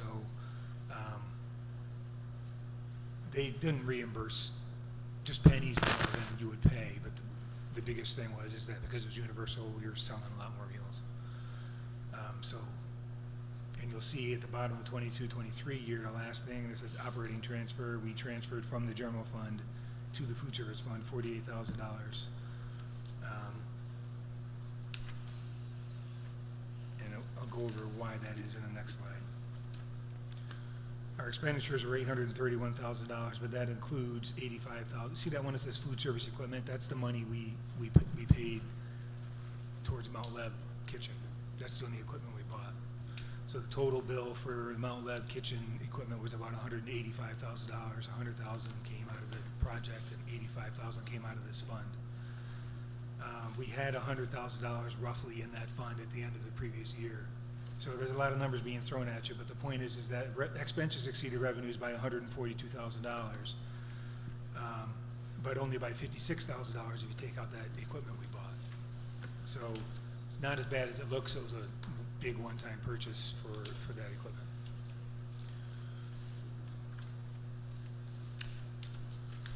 Next slide, you'll see the prices for, well, it's not 19 to 20, it's actually 23, 24.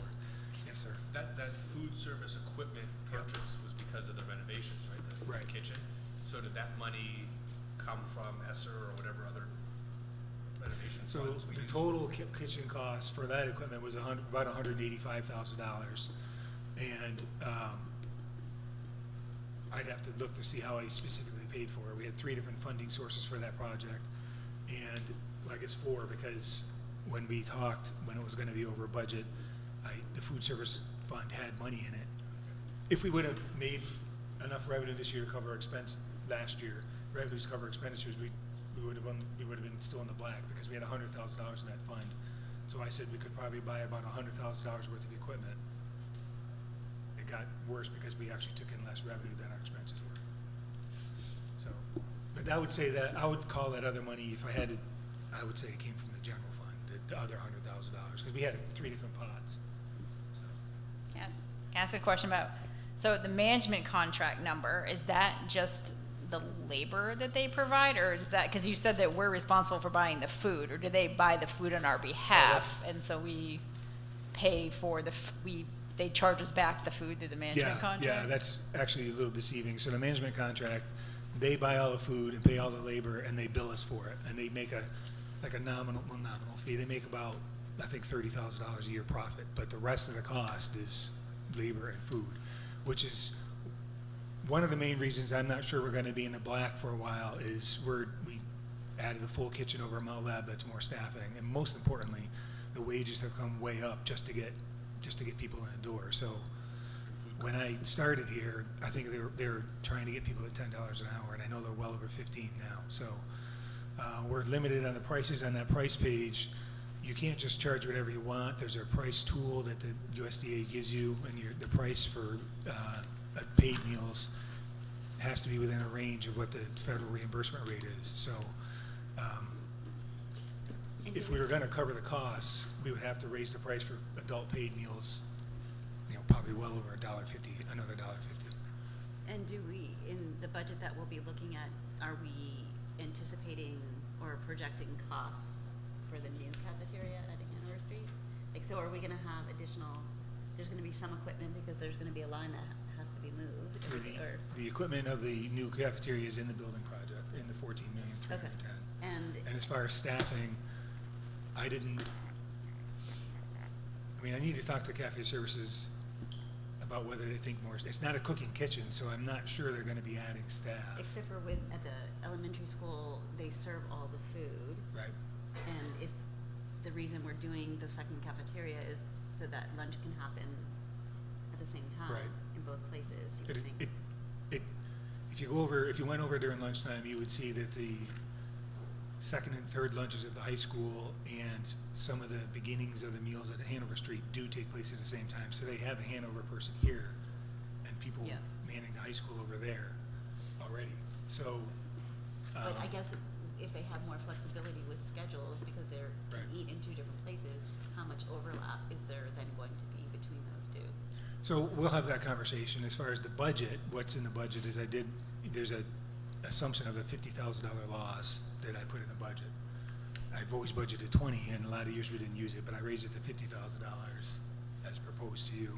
Maybe that's not enough, but I'm recognizing that you're going to have to make a transfer to the food service, I think, in the next few years until what we can charge for food is able to absorb the cost of higher wages. I think it's like a snake eating a frog where there's a lump and it'll dissolve over time. I think maybe I'm optimistic, but I think that the increased labor costs that were kind of pretty sudden actually will be slowing down, and we'll be able to keep raising prices, not to be too negative, but they're going to go up every year. They have to. first of all, we're required to, based on what that tool says, a lot of times we're required to, and then we have the option to not go. Like last year, it'll say like you can go up 40 cents, but you can go up as little as 25 cents, and I think that's what we went up. So we try to do the minimum if it makes sense. So that's where we set the prices, not the management company. The state really looks to the district as being the keeper of all that is good and true in the food service. They really don't like a lot of interfacing themselves with the management companies. So like we have to submit all the claims. We have to set the prices. We're the food service authority, not them. So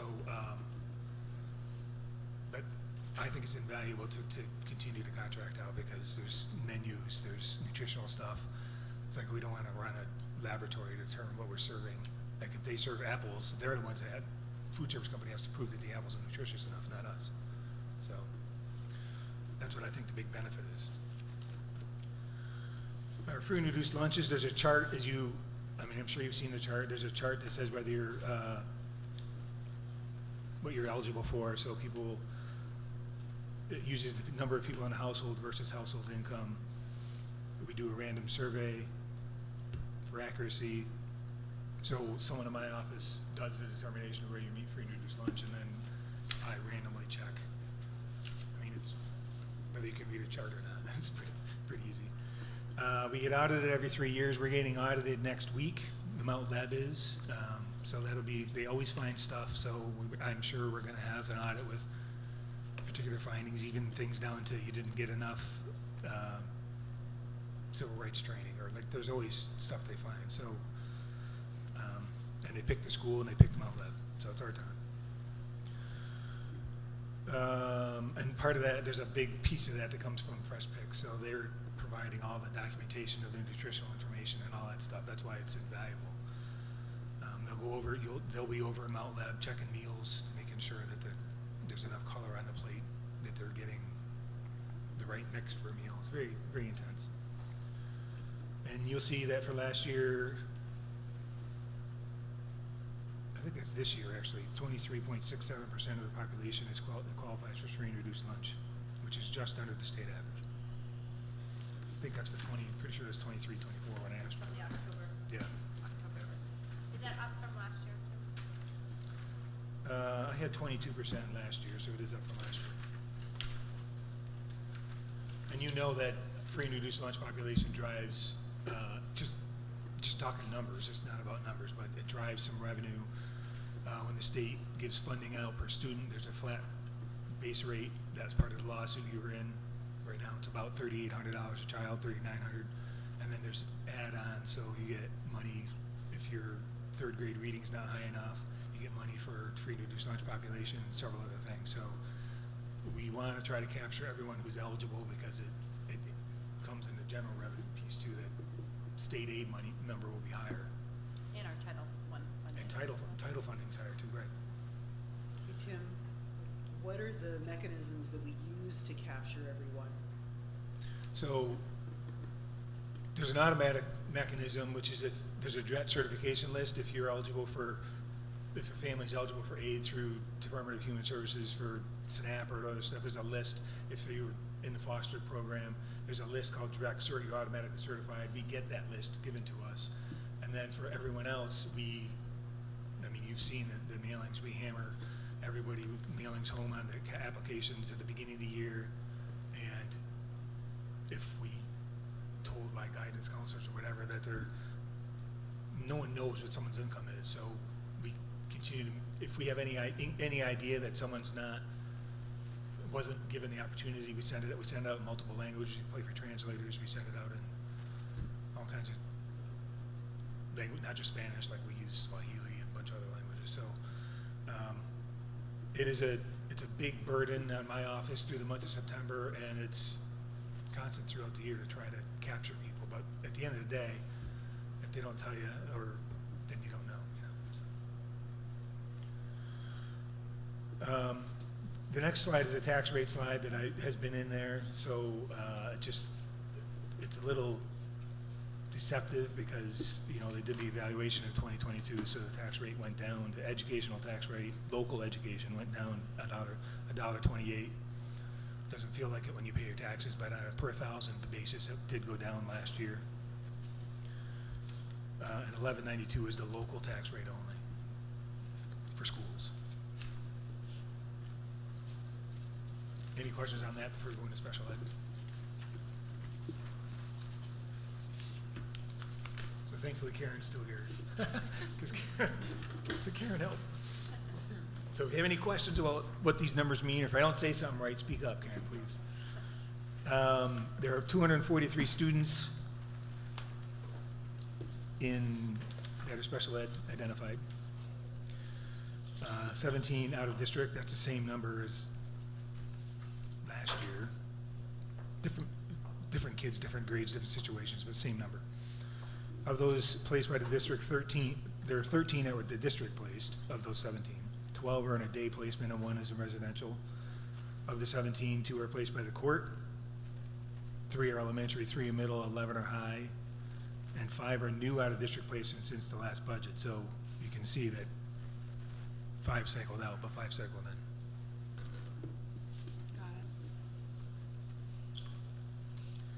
The 243, I did the math, is about 15% of our population based on 1,600 students. So can I just ask a quick question about that 5? So are those students are they students that are new to our district in the last year that we're having to place them out? Or are they students that we're not able to serve anymore for a variety of reasons that? It's a combination. It's a combination of students who are, their services have changed, and we do have new students, and some students have left our district. So it's attrition. It's just things change for different students.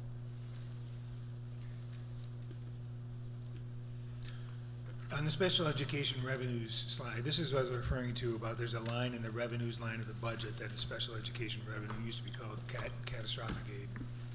And so it looks backward, the state looks backward. So for the revenues for this school year, it's going to look at special ed expenses for last school year. So the revenue number that I'm going to project for the 24-25 year, I think is based on the kids from the 22-23 year. And they. Tim, can I just ask? Yes. I'm sorry, can I just interrupt? Can you just say a couple of sentences about what special ed money goes towards? Like what it is used for, so that I can like have that in my brain while we're talking about this? What specifically are the expenses associated with it? Well, You want me to answer? I'll answer, sure. Sure. Special education teachers, special education paraprofessionals, and services that are in IEPs, the individualized education programs for students, such as occupational therapy, physical therapy, counseling, testing, assessment, consultation, behavioral supports, anything. Technologies. Yeah, Assistive technology, absolutely. Transportation, tuition for special education programs, anything that's connected to an IEP.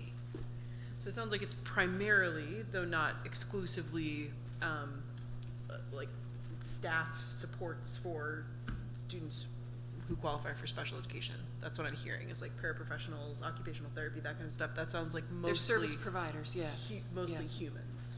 Yes. Okay. Except about the tuition and transportation. What's the tuition? So she'll place, go ahead. So tuition might be to an alternative program that's not in our buildings. It could be for a residential placement per an IEP team. Great, thank you. Or if the state, for example, decides to place a child who's in custody in a residential placement, they pay the room and board, the residential component, and we would pay the tuition. Thank you very much. You're welcome. And McKinney-Vento people, right? McKinney-Vento is not special education. But no. it doesn't come out of the special education No, fund it does at all? not. Okay, good. I No. want to make sure. The only thing that comes out of special ed is special education. So we have to keep very close tabs on expenditures and coding our invoices and things like that. So not to get too much more complicated, but I'm gonna. So there are IDEA, which I don't know what that stands for, but it's a federal grant for special ed. That's That's a our separate- federal special education grant, that's correct. It is not part of the budget, and it's not That's a considered. separate fund that we run that will go in that final couple of meetings ago, I talked about the gross number, so we talk about the general fund, but then you guys have to give authority, the voters have to give authority to spend all the money. So the number that's on the warrant is the general fund and all these grants, including the special education grant. So, but that's a separate pot of money. Yep. The special education revenue I'm talking about here is money that the state gives us that flows into the general fund as an offset for that general budget. It's not federal grant money, it's state money given to us through your taxes that goes to the general fund. So, you know, if we have the 1,200 functional areas special ed, and it might be $9 million, that money that comes in from special ed isn't designated just for that 1,200. I mean, it all goes into one big pot is the point, because we're gonna get like $2 million from the special education fund, but our costs are $13 million. So there's like two different revenue streams. There's the federal money that comes in that's separate, will never be touched except for special things. And then the state special education money flows into the other money we get, like tuitions from Grantham and Plainfield, and the state property tax, and all these other categories I talked about last week. Those are all, and the total of that is like $13 million usually. So probably more confusing than ever, but hopefully it'll make sense over the next couple of weeks. So the special education revenue that comes in, you can see that any special education expenses above, in the italicized line, above $66,000, that goes into the formula that the state spits out how much money you're going to get. So, and I was way off. I said a couple $1 million. You can see that in 2021, for the 2022-23 school year, the year that just ended, we got $310,000 from the state. They give you a range. We budget for the lowest part of the range. We budgeted when we told taxpayers how much money we were going to have. We budgeted we were going to get 212, so we got an extra $100,000. So they sent us $310,000 based on our special ed expenses from the 2021 school year. For certain students. What's that? For certain For students. certain students, For only certain students that whose meet. budgets exceed a certain level. Then we get reimbursed Right. a percentage after we hit the level that we have to spend for that student. It's a lot. Then there's a separate thing called Chapter 402, which is if it ensures assistance to school districts to help with costs of placements made by the courts. So, and that's what you referred to before, where generally if a court puts a student in a residential placement, there's a cap that we have to pay up to. So you can see that it was $53,000, $54,000.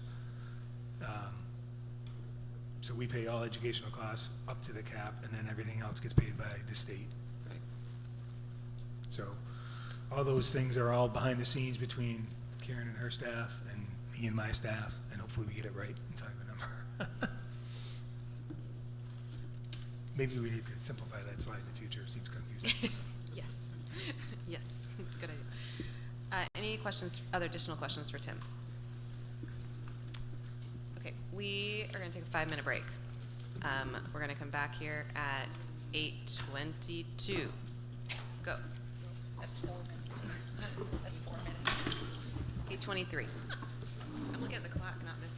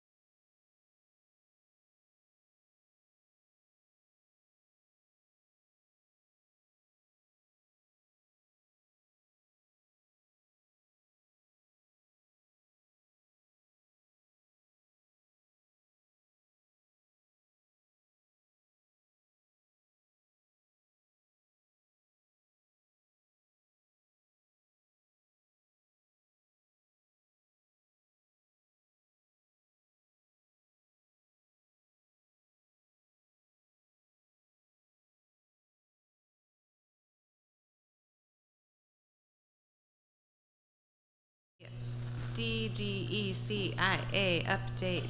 Always appreciate a chance to say that acronym. I like to bring a challenge with my acronyms. Hi everyone, I'm Karen Dubois, the Director of Equity and Curriculum. I have just a really brief update for you tonight about our in-service day on Monday. Children were not at school on Monday so that our teachers could have a professional learning and development day together. It was a really big success. We had teachers spending the day collaborating with colleagues around the district. They were working in over 25 different groups with similar groups of stakeholders together. A primary focus for our K-6 educators, for most of them, was continuing a successful implementation of our new math resource EM². The teachers worked with grade level teams and colleagues to revise scope and sequence documents for the year with an eye to aligning practice with their grade level teammates and developing shared resources for the modules that are coming in the weeks and months ahead. We had our middle and high school teachers, as well as integrated arts, continuing their ongoing collaboration in curriculum documentation. They were completing standards alignment, common assessments, developing common assessments, and learning plans in accordance with our curriculum cycle progression. That work continues really well, and we're very proud of that this fall. Finally, our paraeducators gathered with Karen Woolsey for a second day of professional learning with Dr. Ray Chin. It was focused on neuropsychological models for understanding and supporting students with learning disabilities, other disabling conditions, and trauma impact. The day on Monday provided these paraeducators with power tools, which are strategies that they can use in real time in their work with students to ensure their success. Overall, I just wanted to share with you that these in-service days provide our faculty with invaluable opportunities to gather with their colleagues, collaborate toward instructional excellence, and we're grateful to have that time to work in service of our students. That's my brief update. I'm happy to answer any questions that you might have about our professional learning work and our curriculum development that we're pursuing. Any questions for Karen? I was wondering, is attendance mandatory for teachers and staff at these workshop days? That's a great question. It is part of their contracted year, so attendance is expected, just as it would be on a teaching day. And how was it? And how was it? It was fine. Most of our educators were with us on Monday.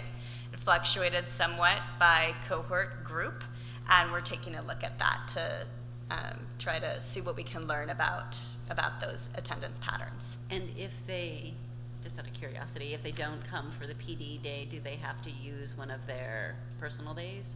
Yep, the expectation is that all faculty and staff treat it as any other work day. So you would need to take a personal day, or if you're ill, call in sick. And some staff do that each time that we have these days. I will say that on a typical teaching day, we have some number of staff that are out sick.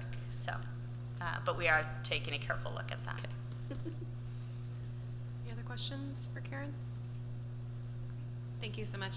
Appreciate your patience. Thank you for waiting. Oh, yeah. It's always nice to see all of you. Thank you.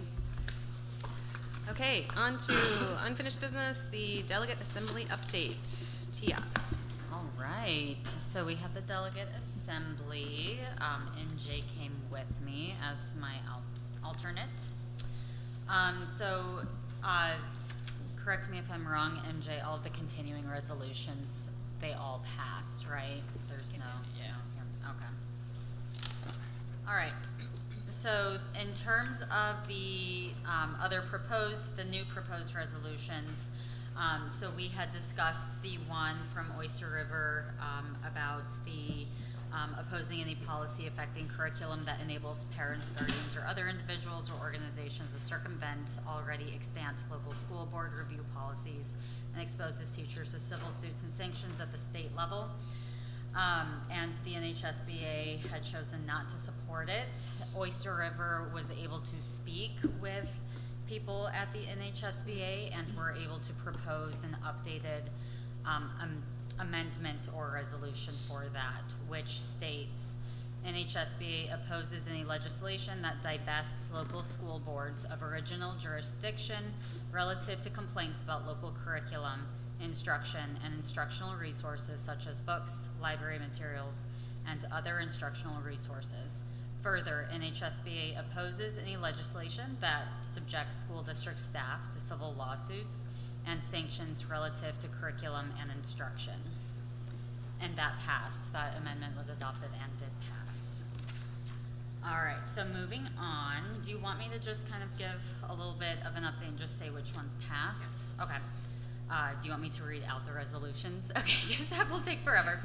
All right, so number 9 by the school board. There was an amendment proposed about adding the certification of school librarians and staff that would be picking school reading supplies.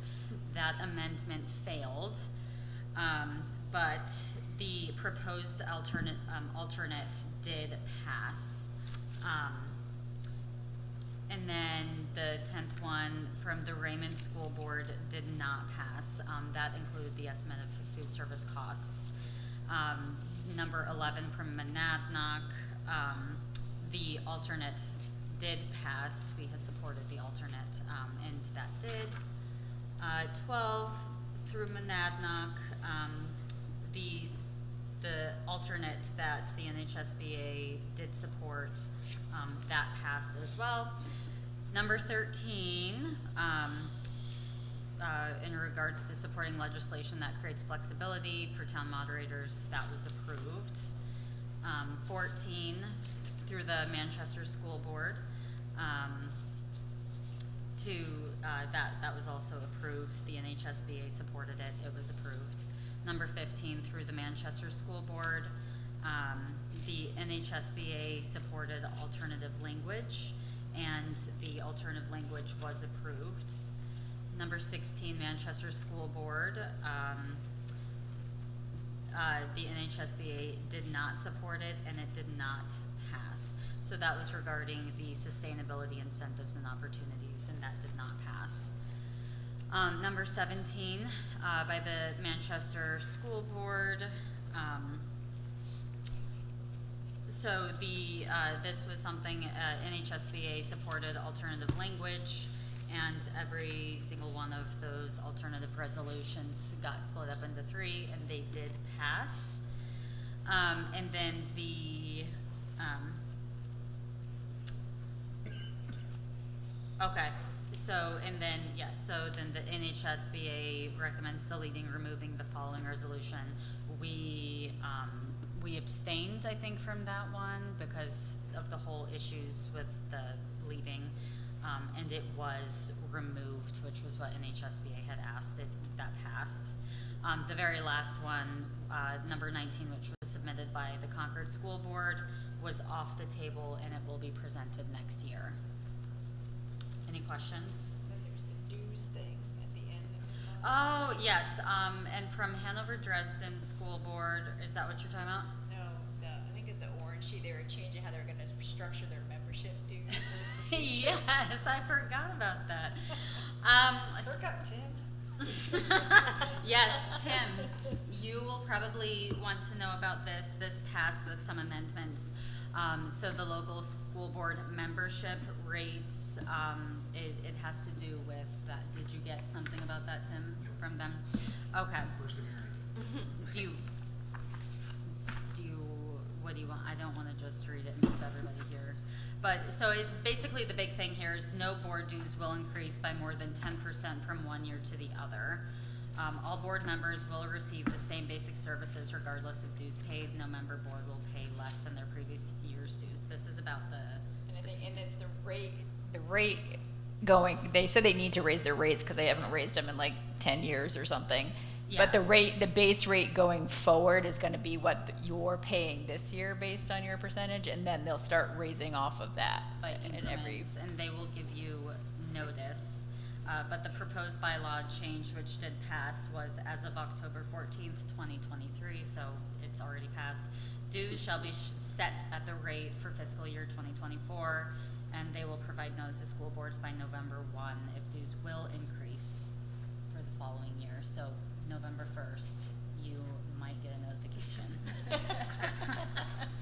And they have a whole I chart. personally don't see that bill, but I guess It'll come to one one of us. Yeah, it'll probably come to Amy, but we'll Okay, see. yep, and then election in terms of office, which passed, and then Article 6 passed also. So the Board of Directors in consultation with the parliamentarian shall establish rules of order, and that all passed, all the things they had asked that passed, so. Any questions for Tia and MJ? Thank you guys very much for doing it. MJ on short notice, thank you for doing that. We appreciate that. And thank you for reporting and representing us. Yes. Okay, moving on. We are going to the discussion and action, first reading of these policies. So can we, I have a suggestion. yes. So we can do first reading, actually policies in general. We can do the way that we should be doing a consent agenda. And so the first question I would ask the board, of the policies that are listed A through I, are there any policies there that anyone wants to speak to specifically and pull out of the consent agenda for policies? And the consent agenda would mean that we were just consenting to moving them on to second reading. Yeah, I'll make a motion. Yeah, I Yeah. just want to clarify. So we're changing, that'd be changing what we normally do. So we would just say, unless you have an objection, then we'll move them on to. No, so I'll make so what I need to know first is if we're pulling any out individually to talk Right. about. If not, they'll move on as a group. Oh, good. There will be a Like if we need to talk to get feedback on specific ones, we should pull them off. correct. Okay. So in everyone's review of policies, is there any policy that they want to pull out of this group? Hold on. Indoor air quality. How timely.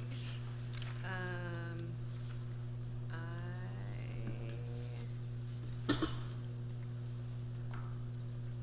have to look at my notes. Hold on. I think yes, for me, for JICD. But I think the other ones are okay. But let me make sure. These are just grammatical, poor writing issues, not like substantive issues. Yeah, JICD is the only one that I have questions about. Okay, so I'll make a motion to remove policy JICD from the policy consent agenda. And Steve will second, okay, thank you. Any objections? Or objections? Okay, so all those in favor of removing JICD from the rest of the policy consent agenda, that's unanimous, thank you. Perfect. So now I'll make a motion to move the policies listed under new business, excluding policy JICD, on our agenda dated October 23rd to a second reading at our next board meeting. Okay, seconded by Steve, moved by Wendy. All right, any objections or further discussion? So I have one question just about the new process. In whatever policy it was that talks about policy committee, which I can't remember which one it is, but in that policy, we talk about the fact that grammatical changes, policy committee is able to make those changes at any time, right? So then that kind of thing can just be moved on, either like my suggestions for grammar can be moved on to policy committee or to Amy or to someone, right? Yes. Okay, and that's just. Probably to Amy, to have Lori. Yeah. Okay. I'm trying to look what policy that is. That was It's BG. BGA, yeah. Okay, yes. Right, so that's fine, I just wanna make sure that I'm reading that correctly. Okay. So if you do that before, then when we have them for the second reading. They'll be corrected with the Yes. grammatified. Okay, thank you, that was my only clarification. Okay, so then, well, all those in favor, we have to vote on that. All those in favor of moving moving all these policies with the exception of JICD on to second reading, raise your hands. Okay, unanimous, Great, thank you. And we have pretty detailed notes Yeah. on the policies, so as you're reviewing them for the second reading, the policy draft minutes are pretty clear. So I have one question about the policy draft minutes. They are very detailed, which is great, and I love that. When it says something like we wanted to add section C, or we looked closely at, are you making those changes there or Yes. in policy? And then what we're getting is the clean copy. Okay, that was my only question. Okay, so then now we talk about JICD? Yes. Yes, okay. So JICD, I just have a couple of quick questions. And this is our student discipline and due process policy. So overall, about this, all these discipline policies, just as someone who's read the handbooks, we really need to align what we say in the handbooks at all the schools with this, because we do not say these things in the handbook right now. So that's just as a statement in general. I just need to make sure those things, since we're coming up on handbook alignment time, let's just make sure that that's clear. These were brought to SALT, and then I know several of the principals have shared them with their teachers for feedback as well, so we're trying to make this as a transparent process as possible. Great. And then on JICD section A, standards and procedures relative to disciplinary consequences, first page. It says this is a removal from classroom, and under the rest of these sections it says the parents are notified, but it does not say that parents are notified when a student is removed from classrooms. Is there a reason for that? I think this is just clarifying terms, sort of. So my guess would be, I mean, I don't know for sure, but if they're only just being removed because there's a current behavioral issue without any further consequence necessarily, I don't think that would we, as Not practice. always, like it could be that we ask the student to step outside, so just to talk to them about their behavior.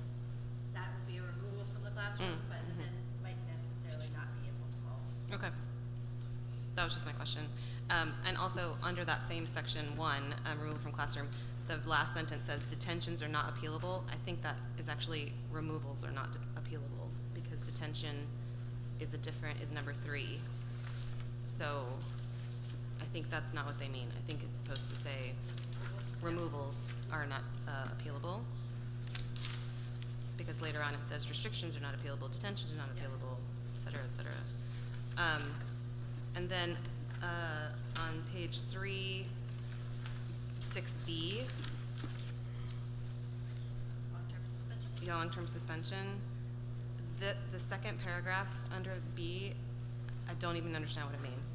So the superintendent is authorized to continue the suspension and issue a long-term suspension of a pupil for a period in excess of 10 school days, provided only that if the superintendent issued the original short-term suspension, then the school board may designate another person to continue the short-term suspension and issue the long-term suspension. What? Exactly. I have no idea what that means. Like, no idea. So, does anybody have any idea what that means? So I think when we were talking about this in policy, there is a process with which the school board can also be involved in decision-making around suspension. I think it's saying that if the superintendent did the short-term suspension, then someone else should do the long-term suspension. That's the way I read that. That the superintendent can't do the short term and then extend their own short term to make it long term. I think that's what they're trying to say. So if that's what Kind they're of like a check and balance thing. right, but if that's what they're saying, that's not what this is saying. So like if that's the intent, Right, yeah. that doesn't make any sense. It's like for the principals can do up to 10 days, and then I can do the extension, but if for some reason I do the first 10 days, then the board should. Designate someone else to do it. Yeah, for that appealable, but Tim and Patch. I think that needs to. Because the Yeah. schools are empty. Yeah. So we just need to clarify what that actually means, because right now, if that's what it means, Yeah, that's not what it says, right? So I want us to be clear on what we actually mean. Okay, and then. So it may be something like, if the superintendent authorizes issues a short-term. If the superintendent issued the short-term suspension, then a board member should designate another person Or to something. continue that Yeah. issue. I mean, it could just be like, if the superintendent has the ability to extend a short-term suspension into a long-term suspension.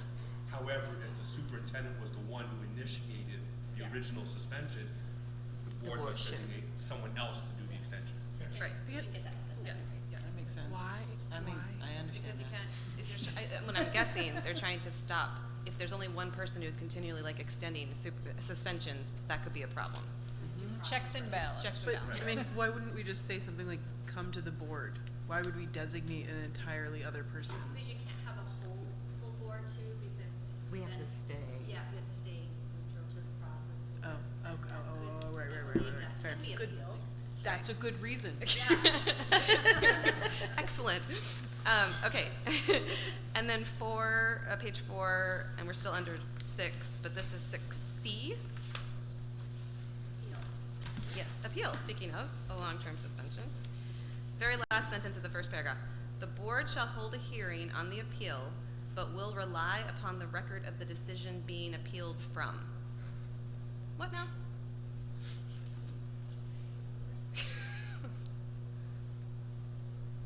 So the board is going to hold a hearing, but the only information they're going to have is what it sounds like. The board will hold a hearing, but the only information they're going to have is the record of the decision, the previous decision. Yeah, so I think what it's saying is that we have to rely on the same information that the original. Like, we can't bring in new Okay. information. Okay, that's good. That just needs to be clarified. That's just a little loosey-goosey. But how would you change that So wording? I would say, the board shall hold a hearing on the appeal, but will not rely on any additional information besides the record, just what you just said. New evidence can be. New evidence cannot be introduced, right, whatever it is, something like that, that you, and will not use any additional information or new evidence beyond what was originally presented, blah, blah, blah, blah, blah, from at the original decision. Or will rely solely upon the record of the decision being. I Of think the that original decision or Yeah, the original, the decision being appealed from, that's the terrible part of the sentence, so Right, it's, that makes- it's the, yeah, Sounds will like- rely upon the record of the original decision. with no additional evidence There we go. presented. Record of the original decision I'd say with, period, no new with, evidence. yeah, no new evidence will be presented, or something like that, yeah, good. See, clarity, helpful.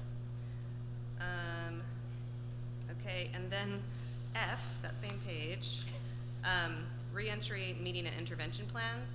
So prior to returning to regular classes, a suspended student and parent or guardian, when available, shall meet with the building principal. We're gonna have kids come back to school from suspensions and not have a parent there when we discuss their intervention and reentry plans. I mean, I think we should not schedule it when parents are not available, I think. Well, I think this is giving some parents that just don't have it. But still allowing for the kid to still be able to re-enter Yeah. regardless of Okay. their presence. Or probably maybe in the case of 18-year-olds.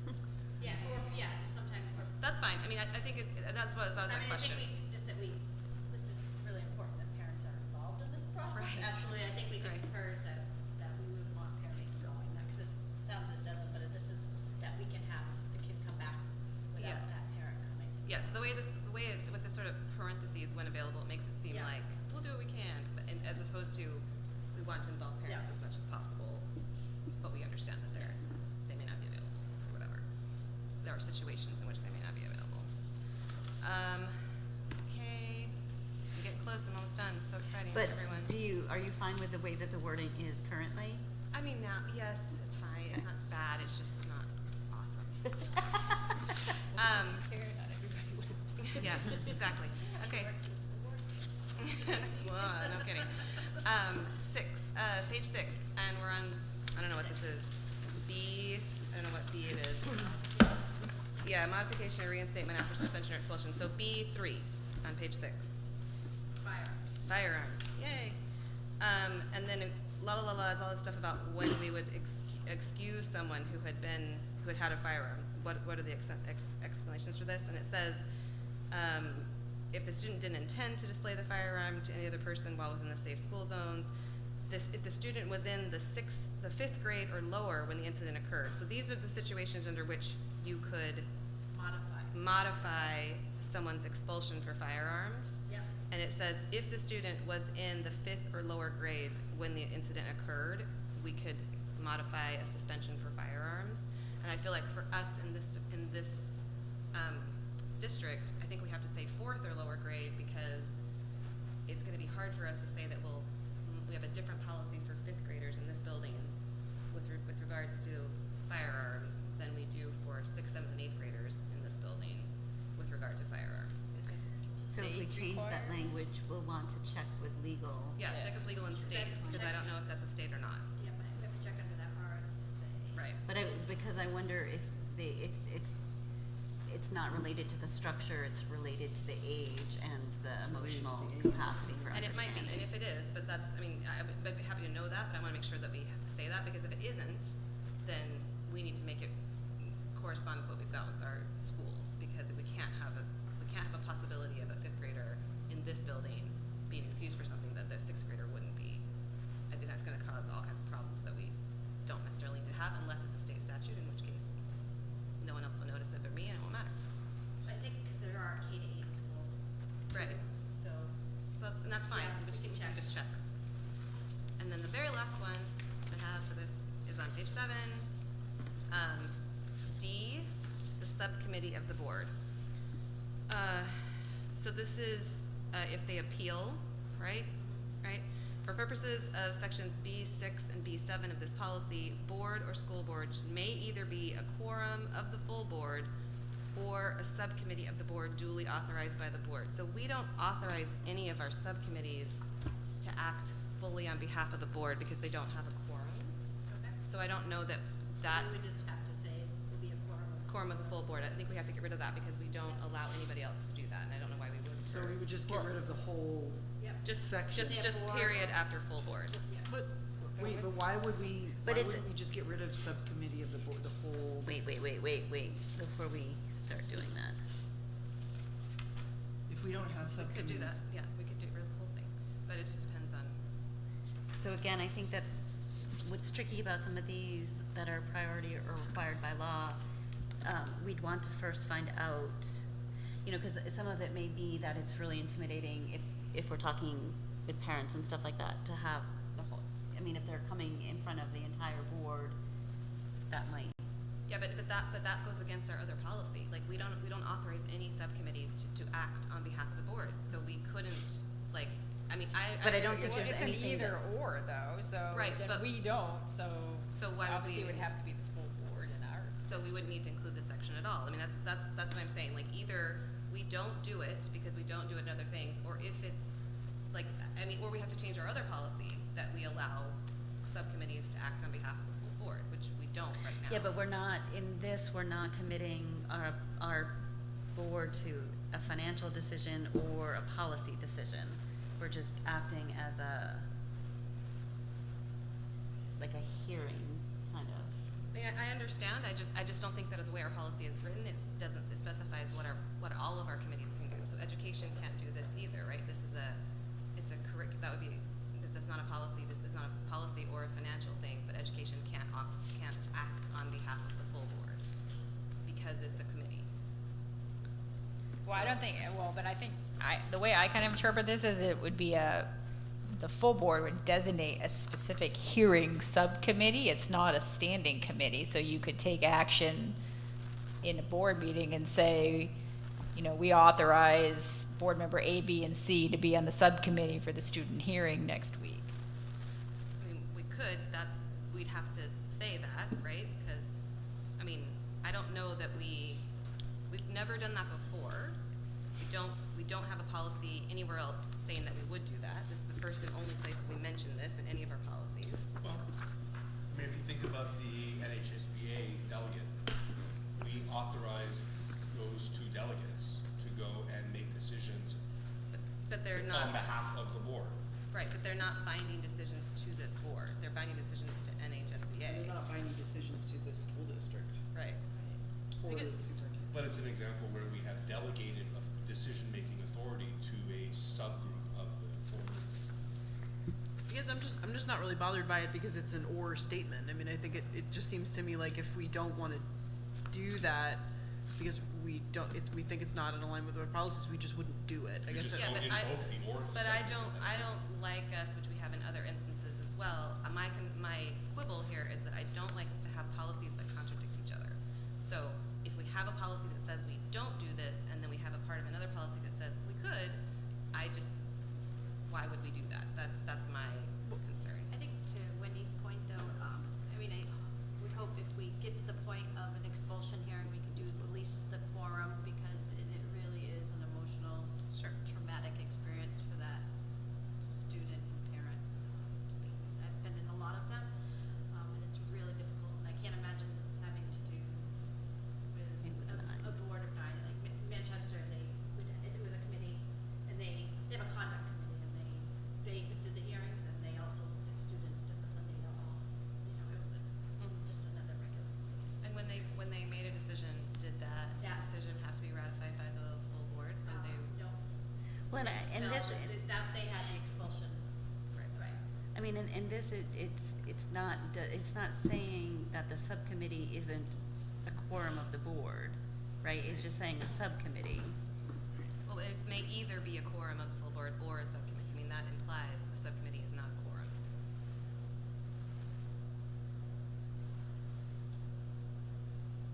I guess one thing we would need to make sure, to be honest with you, is that language may be mandated by a statute. Right. I mean, that's one of the questions we have for all of these is that mandated by a statute or not? I don't know. We can check. Okay. But so I guess what I would like us to do is, and maybe we can do this in policy, is to just look at how does this align with the policy we have on committees? Well, but our policy on committees is about standing committees, not subcommittees. It also talks about committees that we make that are not standing as both. Well, okay, so when Dick and I served on the fundraising committee for the track, we behaved as though we were A standing committee. Yeah. Yeah, and we made decisions and we did all But those everything things. was ratified back. It came back to finance and facilities. But nobody really had to vote. I mean, Yeah, you didn't. Yeah, it all came. it just happened. It was just reported. Right? So. Well, no, then we had to vote on the money. I mean, every move that you made had to be voted on or approved by the full board because of finance. But yeah, I mean, I think we can just look at it, and if it aligns and everybody agrees, that's fine. That's just my last. I'm just trying to find concern. B6 and B7. Right. Sorry. They're on the last. Yeah, B6. That's a good point. Where is B6 and B7? It's way back. It's a different. I already went through that. It's on page 3. Okay. Right. So let's see what Oh, B6. well, wait a minute. No, because that's number 6. There's a 6. That is actually a fascinating question. Yes. What is because B6? B only goes 1, 2, 3, and then it goes C, D. And so I assumed it was out of school suspension 6, which goes A, B. So maybe it should be. Well, that's another question. Yeah. Yeah, I don't know. I don't know what that refers to. Maybe it's 6A. Oh, I think it refers to 7B, which is expulsion, on page 5. And out of school suspension on page 3, which would be 6B. So That would make sense. I feel like the B and the 6 are reversed. So say that again. I think it should be section 6B in the section 7B of this policy, because 6B is out of school suspension and 7B is expulsion. Okay. I think someone was dyslexic. Okay. That's it. Those are the only ones. Thank you for your patience, and I'll pass all the rest of the grammar on to Amy. I know, so exciting. And Lori. Okay, then we are on to J. Discussion and action, approved donation of a storage Wait. trailer. So we need to have a motion around this policy, either to kick it back to policy just to look at those couple of things and make sure we're clear. It'll give some time for legal. Yeah. Okay. So I make a motion to push policy JICD back to policy committee for further review. Second. oh, sorry, oh, so many seconds. Moved, moved by Wendy, seconded by MJ, it's the first one I heard.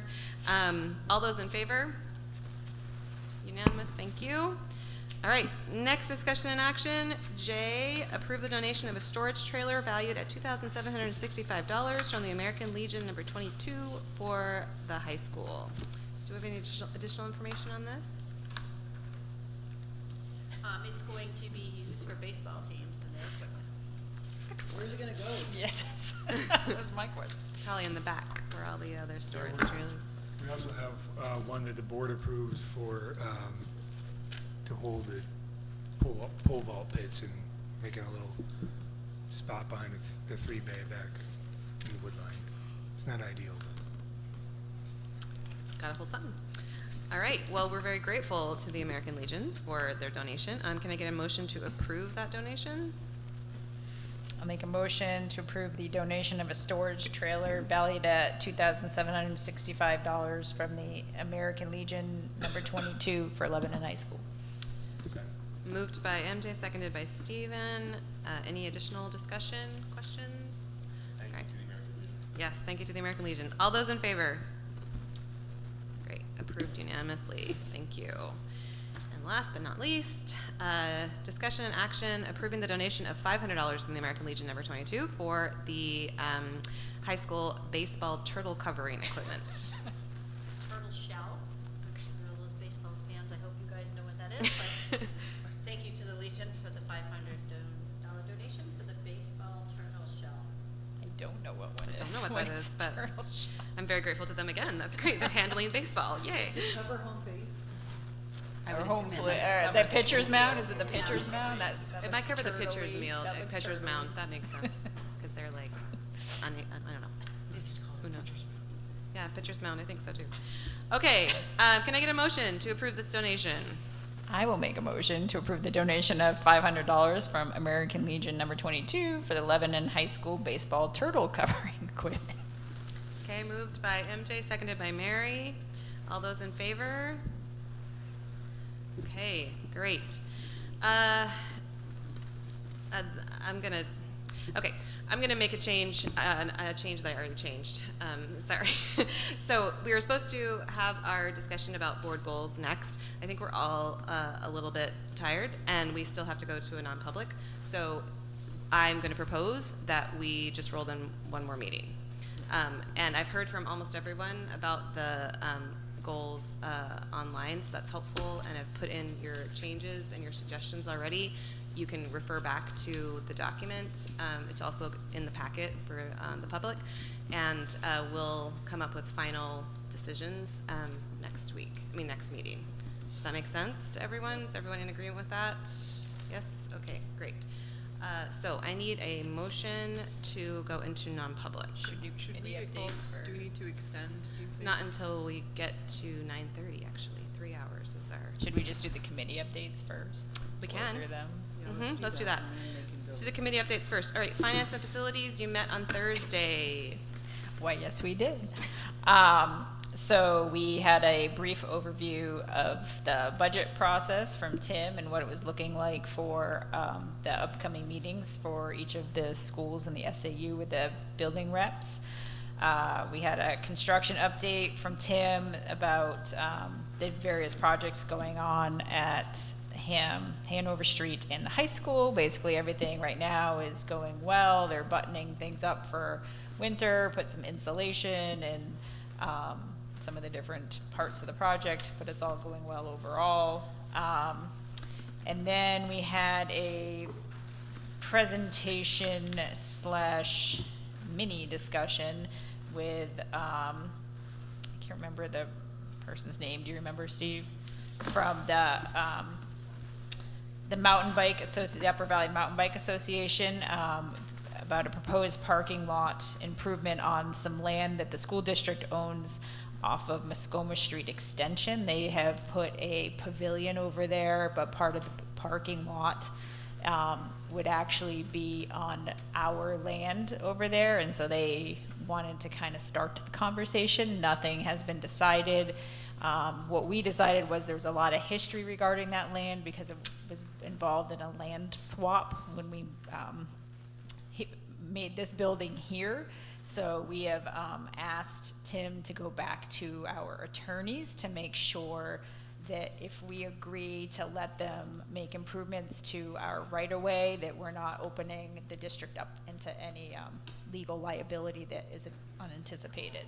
So more to follow on that one, but we just agreed to keep the discussion going, and they didn't have a tight timeline, so they were fine with that. And then we just had an update from Tim about the smells at Mount Leb that you heard about tonight.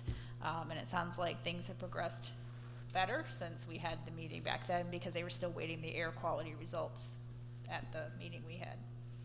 Thanks. Policy met Monday, October 16th. Anything else you want to share about policy? We're pretty good, no more policy updates, right? Yep. You did a great job. Appreciate it. Good. And the next meeting is October 30th at 8:15 a.m. Education Committee's next meeting is Monday, November 6th at 4 p.m. at SAU. PNN's next meeting is to be determined. SWAC will meet again on Wednesday, January 3rd. HACTC will meet on November 14th at 10 a.m. The area committee, we met on Tuesday, October 17th. Do you want to say anything about that? I think it went well. People were able to provide feedback. We got some feedback on our schools from both Grantham And we met with the newly hired and acting superintendents for those areas, so that was good. The school district city task force is meeting tomorrow at 6 p.m. at City Hall. Yes? Okay. So, can I get a motion to go into non-public? Under what letter? Under letter, I think it is C. Yes, it is A, actually. A. Okay, I make a motion to go into non-public under NHRSA 91A, 91-A: 32C. 32A. 32C? Oh, sorry, I circled C because you originally said that. Yeah. 32A. Right. Okay, moved by MJ, seconded by Stephen. All those in favor? Oh, do you have to do a roll call for, what is your roll call? Sorry. Kevin? Yes. Stephen? Yes. Lisa? Yes. Mary? Yes. MJ? Yes. I'm a yes. Tia? Yes. Wendy? Yes. Jessica? Yes. Okay, thank you. We will adjourn.